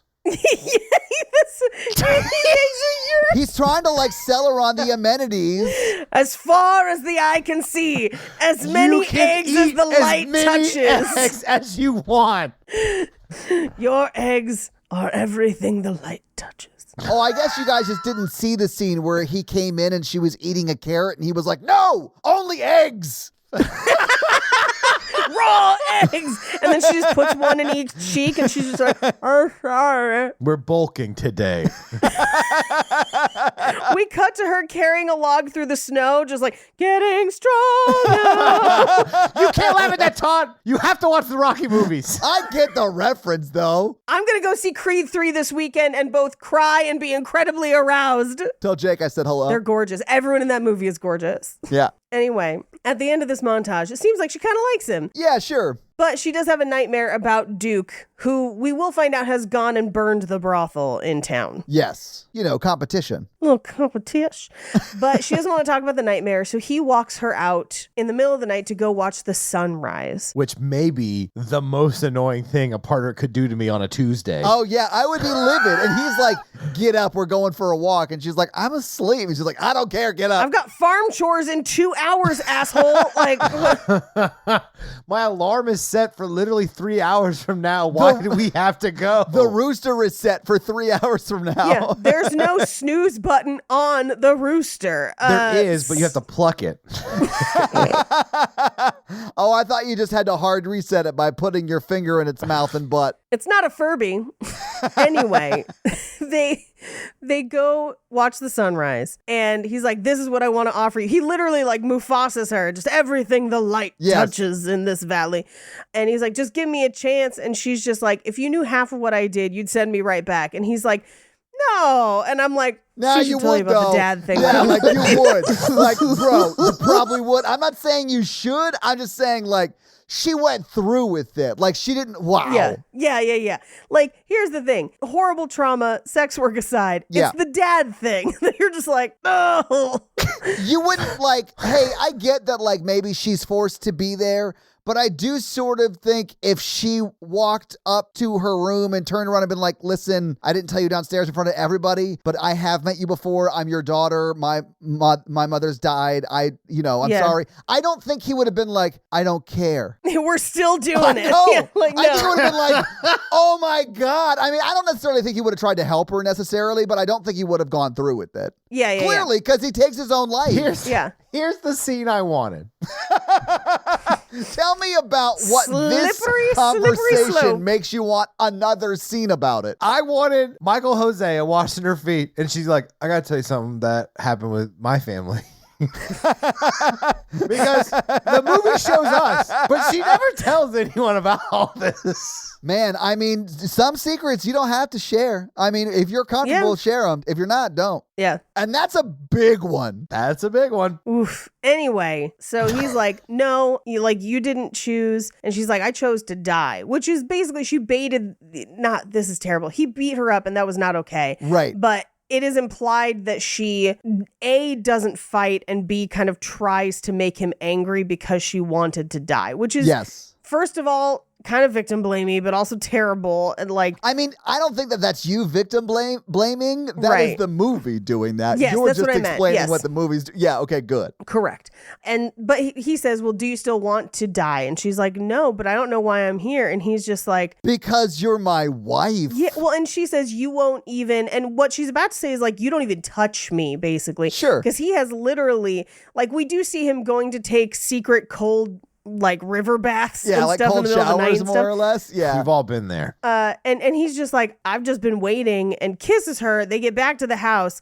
And this is where they go all out. But then I had the thought, he's probably a virgin, right? Yeah, I would assume so, yeah. And they went stand-up wall sex for the first time. Like, Well, back then, the beds weren't comfortable. So stand-up wall sex was probably true. standard sex, you know?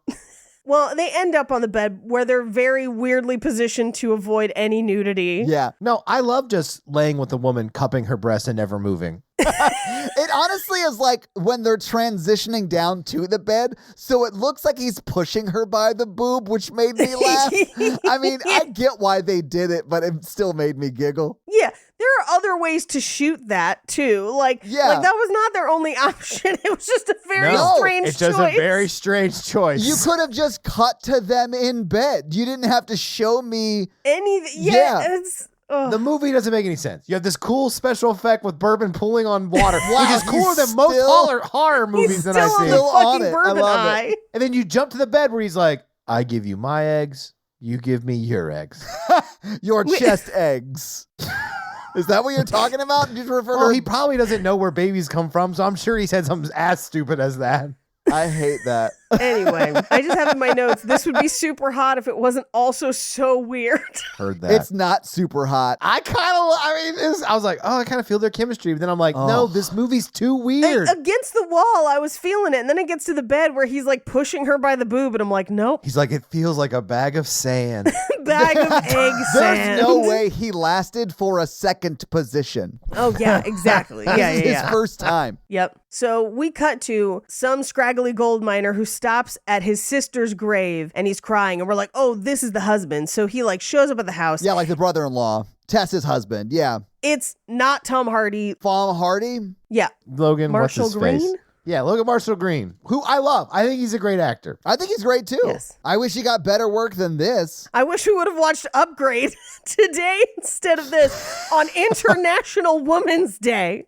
He upgrades this film page. Anyway, so he shows up at the house and he recognizes her and is just like, I'm sorry, did you marry the highest priced sex worker in town? And he's just like, yeah. And he's like, what? Me confused because he's also an asshole and would have absolutely, and we do find out he tried to do the lottery a bunch of times, never got to sleep with her.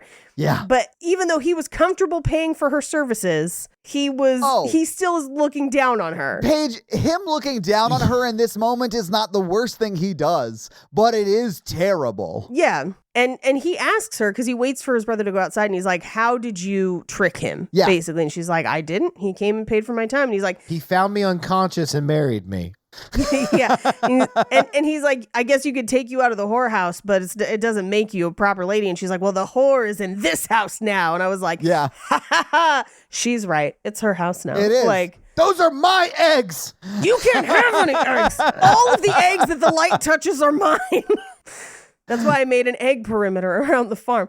I feel like if he had never shown up to the farm, she would have just stayed. I think probably. Oh, I don't know. Because he puts like the seed of doubt in her, I think. He put a lot of seed in her. Oh. Well, so he goes out to the farm to talk to his brother and is just like, hey, I don't know if you know, but, and he's just like, no, I know. Like, I paid for her time. We talked, and now we're married because I kidnapped her while she was unconscious. Which, like, I understand that side of the conversation because they are like brothers, and he's like, hey, you should know this about the person you married. The second Michael Hosea says, oh, no, I already knew. Like, I knew before we got married. Yeah. That should be the end of it. Right. He's like, no, I made her fall in love with me every day. For 3 days. And then I paid a man to beat her up so she'd come with me. What's the constitutional amendment for women's voting rights? 19. Before the 19th Amendment, Michael Hosea is definitely operating off the law of finders, keepers. Yeah. Finders keep her. No. Anyway, brother's going to go to town. And Michael sends him with supplies and the cart and everything. He's like, go to town, get right, and then come back when you're willing to not be a dick to my wife. And you're just like, oh, all right. But Michael Hosea comes inside to tell Angel, hey, he's going into town.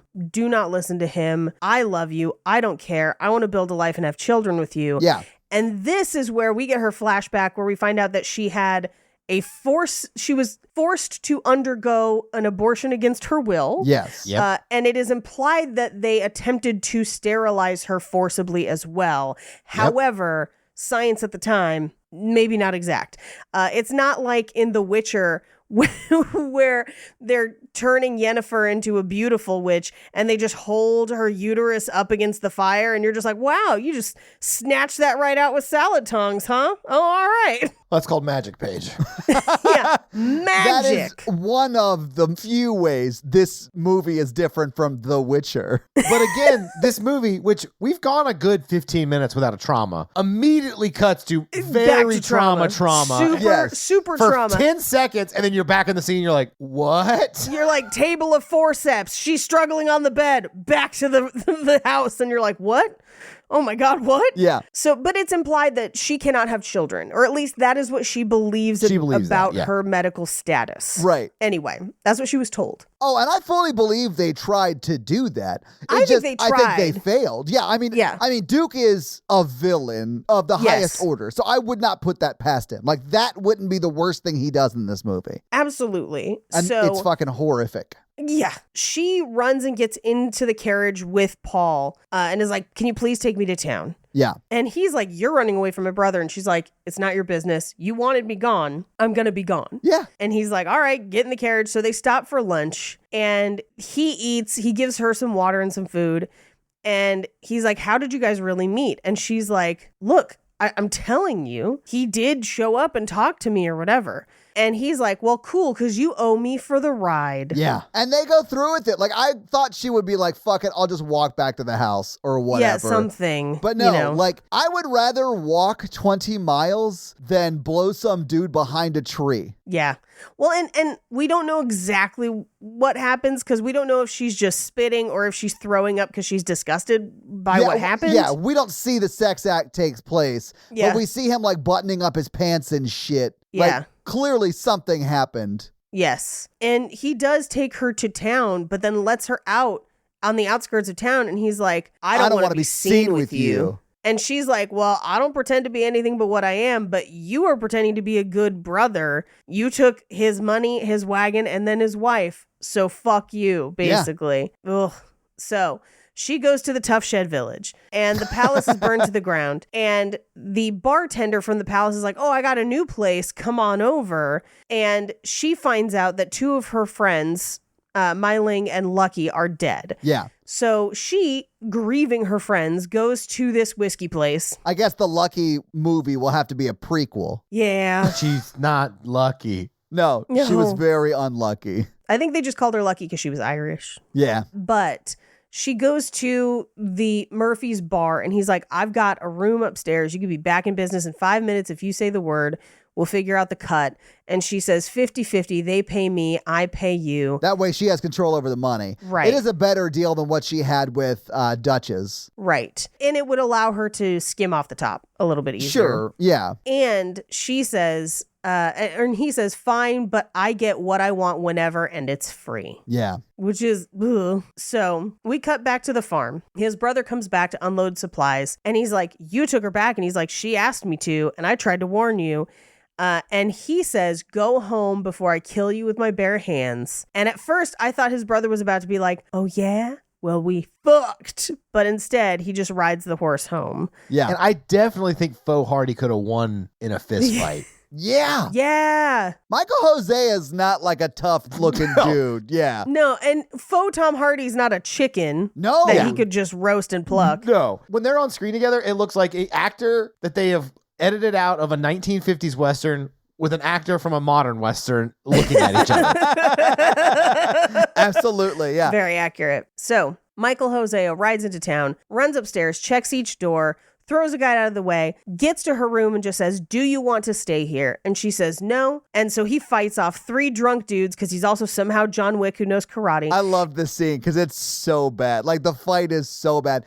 When you see them ride home, Paige, like they get in the wagon and they like ride away, he had a rifle in the wagon. Yeah. So he left the rifle. That's how confident this 5'8" man was in his fighting ability Sure in a king. brothel. Look, Michael Hosea, he's a lot of things, but confident is definitely one of the things he is. I think overconfident. Yeah. Yeah. So they're riding home and she's like, did Paul tell you? And he says he didn't have to. He had guilt all over his face.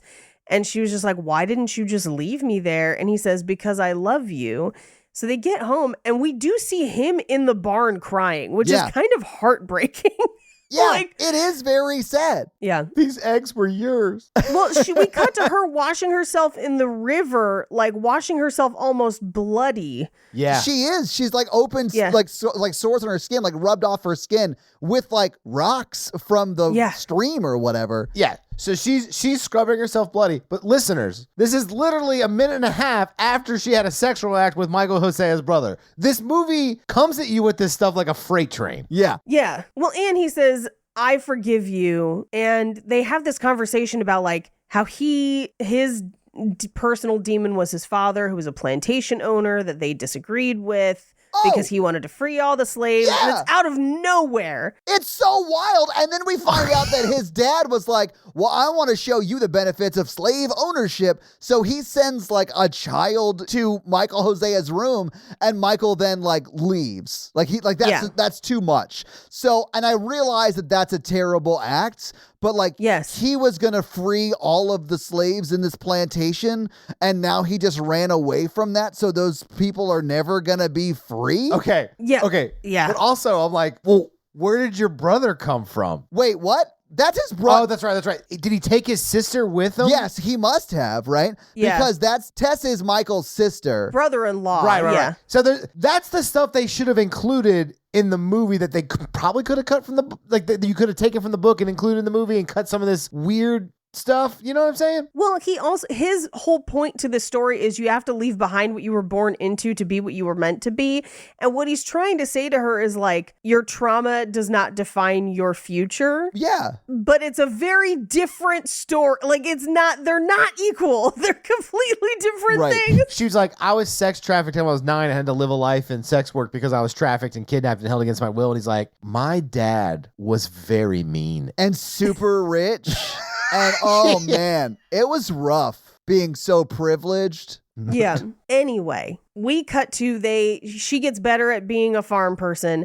And they come upon a family who are wagon training across the country and they broke a wheel. So they kind of invite them into their farmhouse. Yeah. They're all kind of living on the land together. They give them the house. They're sleeping together in the barn. Well, that's because the mom in that family is like super Is pregnant, right? yeah. So they're like, you guys take the house until the baby comes or whatever. But they're like super accommodating. Right. And like the mom has the baby. Paul, the brother, comes back and asks forgiveness. And she's like, that doesn't change anything. I was like, yeah, that doesn't change much. Like, this is fucking weird. It is super weird because Michael's wife's rapist comes back and he's like, well, I forgave him, so he's going to be around a lot. So Yeah. you may want to get cool with that. Yeah, That is insane. it's crazy. And then there's a weird sing-along in the middle of the movie. Yeah. It's like Steve Martin stopped by and we had a banjo sing along for no reason. I mean, I call this the best part of the movie. Interesting that the part you enjoy most is what technically makes this movie a musical. That's why I picked it. I was trying to like meet you guys halfway. Bless your beautiful I appreciate your heart. sacrifice. Anyway, there is a young girl in the family. And by young girl, I mean like older teen. Like, she's not a girl, not yet a woman. I got like 15 or 16. Yeah, that's the vibe I got. Yeah. But so she kind of befriends Angel a little bit. And Angel's honest with her, which I thought was Yes. interesting and also great because Yeah. she was like, hey, how did you and Michael meet? And Angel's like, well, he saved me from a life of sex work in town. Yeah. And she like laughs a little bit and she's like, oh God, you're serious. I'm so sorry I laughed. Well, Yeah. let me tell you about my father. Yeah. Oh. Anyway, while the family is there, she sees Michael Hosea playing with the baby. Yeah. And he clearly is like, I want one of these. And she's like, hey, can I talk to you alone for a minute? You want children. I can't have them. And he's like, you can't know that. And she's like, no. So like I got pregnant once and they had a doctor make sure that it couldn't happen again. So I'm pretty sure medically can't. Wasn't by choice. So sorry. Yeah. And he's like, well, I love you. Nothing's going to change that. And if it had ended there, I would have been like, great, Yeah. cool, wonderful, stay. But he's like, but nothing's impossible. And I was like, oh no, no. Some things might be, and you need to love people regardless. I really do hope when he was like, I love you, I want to be with you. He was like, whether we have kids or not. He did not say that. Nope. But hopefully that was the vibe. And I do think, I mean, it's the fucking 1850s. Doctoring ain't what it used to be. You know? Like, Right. It's very possible she could still have kids. And they obviously do at the end. So, like, Yeah. yeah. But she then basically is like, let's have a fun day before I leave you. Because she basically makes them dinner. They go to the hilltop where they saw the sunrise. They have sex outside where there's bugs. Yeah. But I mean, like, it was the Wild West, man. Like, Yeah. shit was gross every way. But she leaves a letter and the ring to the teenage girl. When I realized that she was writing that note and giving the ring to the teenage girl, I was like, I hate this so Yeah. much. Like, I understand if you're leaving somebody and you know it's his mom's ring, like, you'd give it back to him, you know? Yeah. But, like, that's not what she does. Well, and the idea that she would just be like, I'm going to match make the two of you. It's like, you don't even know if he likes her. Like, this is, I know. even if this was a sound plan, Well, she learned it from him, you know? you mean just like Looking at not someone even and asking, just forcing people to marry people. Uh-huh. So she gets a ride with a bucket man to San Francisco, where she finds an inn that needs a cook basically for their little cafe. Yeah. And the guy that she's interviewing with, Virgil Harper, is just like, you can stay in the cook's quarters and it's got a nice lock on the door. Basically being like, I'm not going to hurt you. Yeah, and he seemed like honestly a great guy. Like, Yeah. Yeah. Well, and that's part of why, because it burns down because Duke sees her through the window. yeah. Yeah. So Dr. Strangler burns it down. And we get cuts back and forth to Michael Hosea just being like, Lord, let me go after her. And it's like, nothing is stopping you. Just saying. This is the part of the movie where the movie is like, we need to see that she has chosen a life with Michael. Yes. And like, I get that this time period was terrible for women, but like,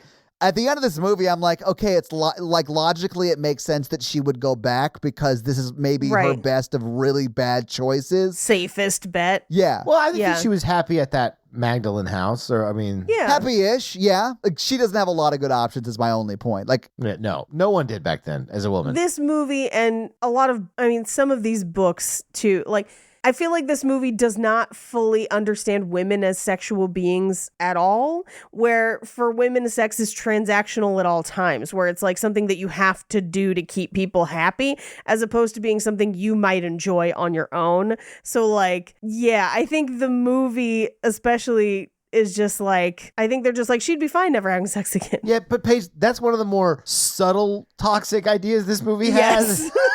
Yeah. And that's Yes. a terrible one. And that is like one of the The least, least troubling things in about this movie. Yeah.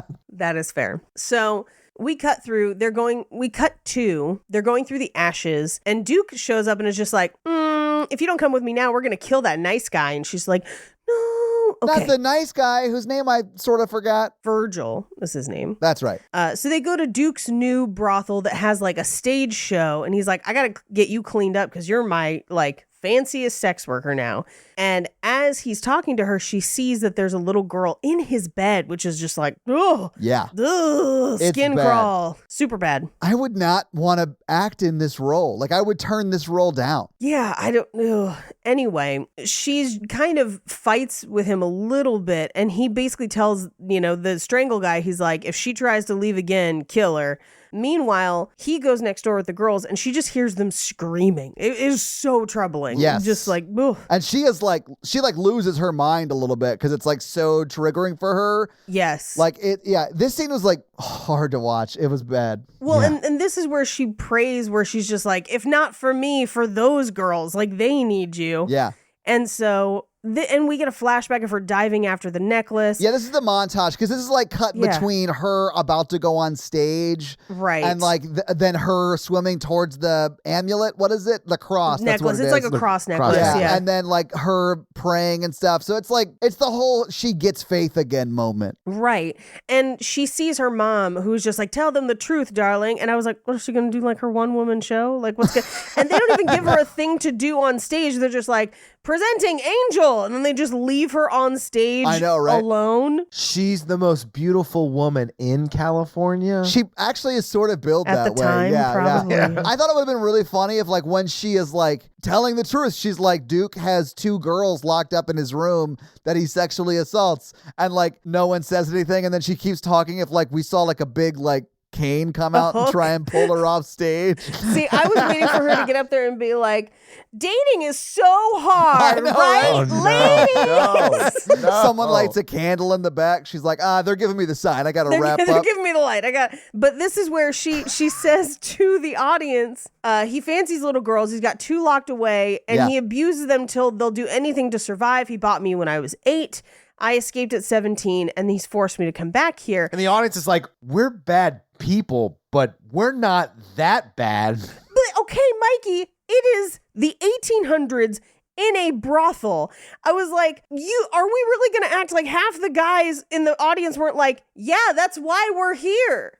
Like, this is the only one that has children. Like, what are you talking about? I mean, none of them care, Paige. She tells them all of this, and Duke just comes out and gets her and drags her off stage. Only one guy cared about her story. That's all you needed. well, I was like, even when they revealed that there were girls there, I was like, I think they're there for the girls. Like it is Same. old times, and it is bad and dark, and they probably were there for that reason. Yeah. Yeah. It's not positioned that way, though, because when the one guy goes back and helps her and she gets the keys from Duke and lets the girls out and starts running out, and then the audience members see the little girls and they're like, oh shit, Duke is a pedophile. We have to immediately kill Duke.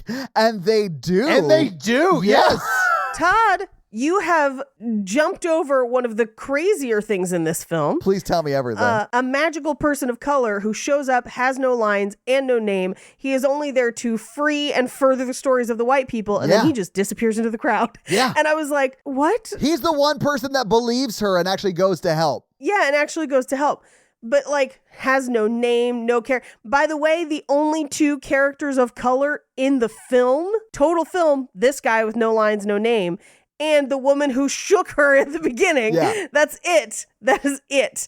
So she runs the girls off stage. They go and hang Duke. And we then just cut to 3 years later in San Francisco. I thought that was wild. Like 3 years? 3 years. I thought for sure she was going to take those 2 little girls back to the farm. Me too. And they were going to raise those 2 girls and that would be their family. That would have been a sweet ending. It would have Right? really been a sweet ending. Yeah. But no. We have to do something bonkers. Yeah. Yeah. No, because 3 years later in San Francisco, Paul is there and he follows her to the house of Magdalena. Although in my mind, she brought those girls to the house of Magdalena, and Yes, they're I think there so. too and safe. We just don't see that on screen. Yeah, and it's definitely House of Magdalena named after Mary Magdalene for Yeah. sure.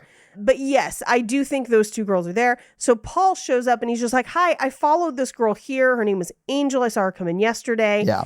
And she shows up in the doorway and is like, what are you doing here? And he's like, what is this place? And she's like, it's for people like me who want a different kind of life and have Yeah. been abused in this very specific way. It's the opposite of a brothel, more or less. Yes. Yeah.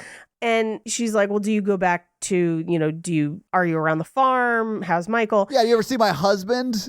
Right. Well, and he reveals that the teenage girl is now pregnant, and she's like, oh, that's wonderful news. So you'll have to build an addition. And he's like, no, she's my wife, Yeah. not his. And she's just like, ugh. Who would want to marry you? Yeah.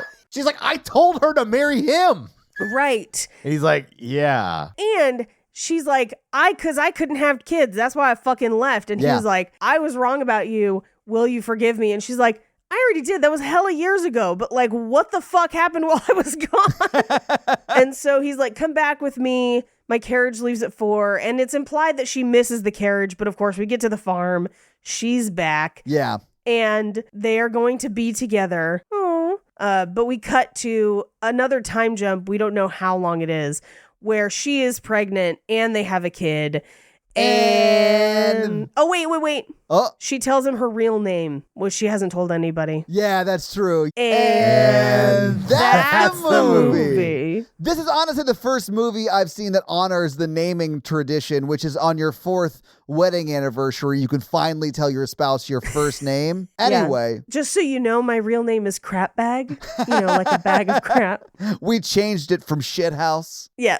Mhm. So having seen this movie, having talked about this movie, so what did you guys think about it? It's hard to believe that this movie exists. This movie is so bad at depicting positive anything or how to effectively navigate trauma or the seriousness of trauma to people. It's so heavy-handed and weird about the way it handles everything that happens to Angel / Sarah that it just becomes not even a real film. It is so bizarre. I'm going to say, first of all, how dare you? Secondly, why? No, this is terrible. And it's really offensive in the way that it handles not only women's sexuality, sex work, trauma, like all of it. Literally anything it tries to touch, it does badly. Yes. And this movie came out in 2022, and it feels like it came out in 1962. Yes. I would rather watch Seven Brides for Seven Me Brothers. too. At least we get that barn raising scene. Come on. Yeah. That on shit's account a of them set sobbing women. It is probably objectively one of the worst romantic movies I've ever seen. Yes. Yes. Absolutely. This has significantly more sexual assault than I think any other romantic movie I've ever seen. This is tied with Outlander, and not like one episode or one season. All of Outlander, which, by the way, people consistently complain about the amount of sexual assault in Outlander. So if that bothers you, don't watch this movie, because in 2.5 hours you will get 5.5 seasons worth of Outlander assaults. It's bad. It's bad. Yeah, I don't think anyone should watch this movie. I don't think anyone should have made this movie. But Yeah. while watching it, I was like, this is going to be fun to talk about. And it was. Paige, do you have any fun facts for us? No, honestly, pretty much no. There's literally none, except that they filmed this in South Africa. Really? Interesting. I know, which it looks like California. I don't know. What is this? Out of Africa? A much better romantic movie with Robert Redford? Yes. But yeah, no, there's pretty much nothing. All right. Well, let's just move to box office. So what do you think the production budget was for Redeeming Love? I'm upset by this, but I'm going to say $120 million. Well, Oh, Holy no. Whoa. shit, Oh, my Paige. God. That Way is like high. Avengers level money, Paige. because you made it sound like it was bad, like the Netflix movies that cost $200 million for no reason. I think it is definitely 45 to 50 million. Okay, so I may have oversold it, but like in my Okay. mind, Invisible Man was made more years ago than this, and for Yeah, $7 for million. Mm-hmm. This movie that looks like I shot it myself cost $30 million. That's not that bad, considering the amount of costumes and tough sheds that they had to buy. Yeah. That's an insane level of money. I mean, I guess they just had to really pay all their actors to do this. Well, yeah, and plus multiple locations. It's 2 hours and 15 minutes of like 16, 17 different locations. Everyone's in period costume. You've got named actors in it. That doesn't surprise me.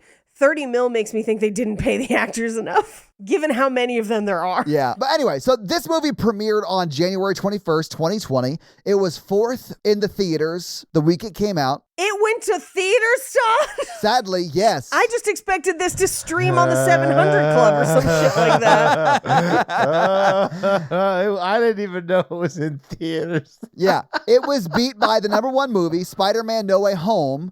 Oh, that was a good movie. Yeah. #2 was Scream. Wait, was it 5 Cream? Yeah, it was 5 Cream. It was, yes. 5 Cream, okay. Yeah. #3 was Sing 2. #4, of course, was Redeeming Love. And #5 was The Kingsman. Ooh. What do you think Redeeming Love made that weekend, the weekend of January 21st, 2022? $6 million. $12 million. Okay, so the #1 movie made 14. The #2 movie, Scream, made $12 million. Redeeming Love made $3.5 million. Appropriate. This is still like big COVID times, right? No, this is No. 2022. No, I saw No Way Home. I saw Spider-Man No Way Home in theaters. Yeah. So the movie was in theaters for another 6 weeks, so 7 weeks total. It was #4 its second week, and then 7 its third week, and that was never in the top 10 after that. But what do you think it made domestically in the box office? Ooh, I'm going to say like 52 million Confederate banknotes or whatever that was. What does that convert to in today's dollars? Oh, I don't know. Oh, if they're like Confederate notes, it's $0 Zero. because they lost. 18 million. Okay. Mikey, what do you think? I'm going to say 12 still. So you're both high. It is $9.2 million. It then made another, and I love this fact, $45,000 internationally for a total of $9.25 million. In one theater? This movie lost so much money. That checks out. And not to mention the dignity. Oh, yeah. This is a very big box office bomb right here. Oh my god. I mean, the one like silver lining to this cloud is that they probably won't adapt more of her books. Why would they? Like, there are production companies that we saw the intros for that we'll never see again because of this movie. Yeah, because they went bankrupt on this movie. Good. Yes. Oh my But god. that is your box office. So, Mikey, do you want to hit him with that romance scale? Yeah, it's a scale of 1 to 10 of how romantic we found the film today. I'm going to go ahead and skip this segment and say we all give it a 1. 1 is generous. Yeah. And that's our romance scale. Yeah. The trauma scale is a 10. 10. And 10. For the, sure. unhealthy messages is also, like Also a 10. 9.5 Also, out of 10. don't watch this movie. Don't honestly tell people about this movie. Like, just let this movie die. It is International Women's Day. The cost of my emotional labor for watching this movie is 7.5 bath bombs. Please be prepared next we meet. They don't sell them in halves. Not since last time. That sounds like a you problem, not a me problem. Sounds like someone's going to have to round up. I'll round down. So this week, Mikey, you made us watch Redeeming Love. Mm-hmm. Next week, it's my turn, and I am going to pick a movie I have not seen before, but God dang it. I did some research. Pulling a Todd. You know how I do. I actually did some research this time. I watched a trailer. I Okay. Googled That's some not- wild shit and found a Right. movie that I honestly was shocked slipped through my fingertips in early 2012. And that Okay. is a Channing Tatum, Rachel McAdams, The Vow. Oh, I've you've seen The never Vow, heard of The like Vow? way back in the day. I'd never even heard of it. And I watched the trailer and I was like, this has to happen immediately. Oh my goodness. I'm just honestly more excited that we'll probably see Channing Tatum shirtless. That's always a plus for me. And that's why I said he wasn't in the MCU, because he was supposed to play Gambit but didn't, because that movie never happened. That's right. You know who would play a good Gambit? Sebastian Stan. Faux Tom Hardy. Yeah, Oh, he would. yes. Yeah. Put him in any superhero thing. I'm down. Yeah, he's good.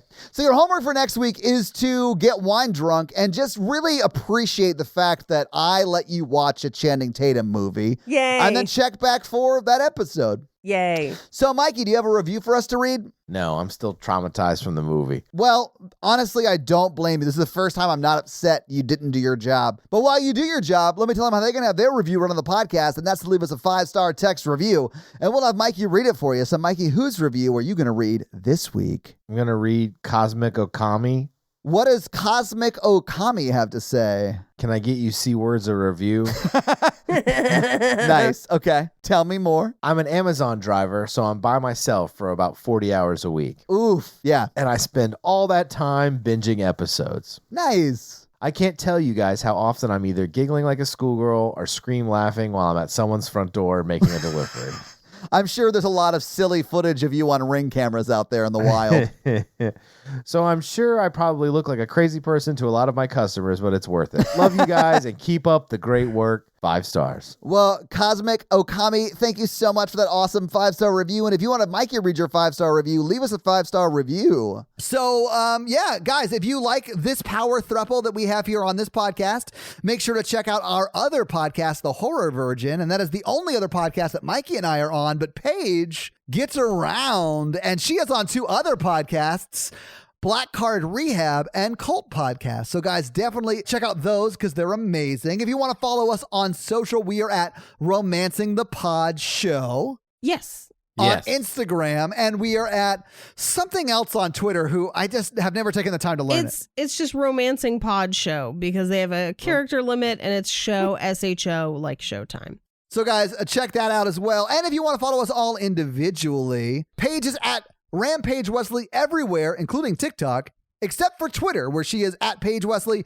Mikey is at M Randolph 24, and I am at Todd J Awesome everywhere. And guys, we got a P.O. box. So if you want to send us some love letters or whatever you might send to a P.O. box, it's actually not a P.O. box. It's like a regular street address. It's pretty awesome. It's 6688 Nolensville Road, number 108-34, Brentwood, Tennessee 37027. So send us some stuff. Yeah. And that's going to be it for us, you guys. I'm Paige. I'm Mikey. And I'm Todd. And you complete us. To completion. Oh, I don't like that either. I'm not going to say anything weird in this time because I just feel like... Yeah, what's I your think- pickup line going to be for this movie, Mikey? I wish I would have had post-nut clairvoyance to never have watched this movie.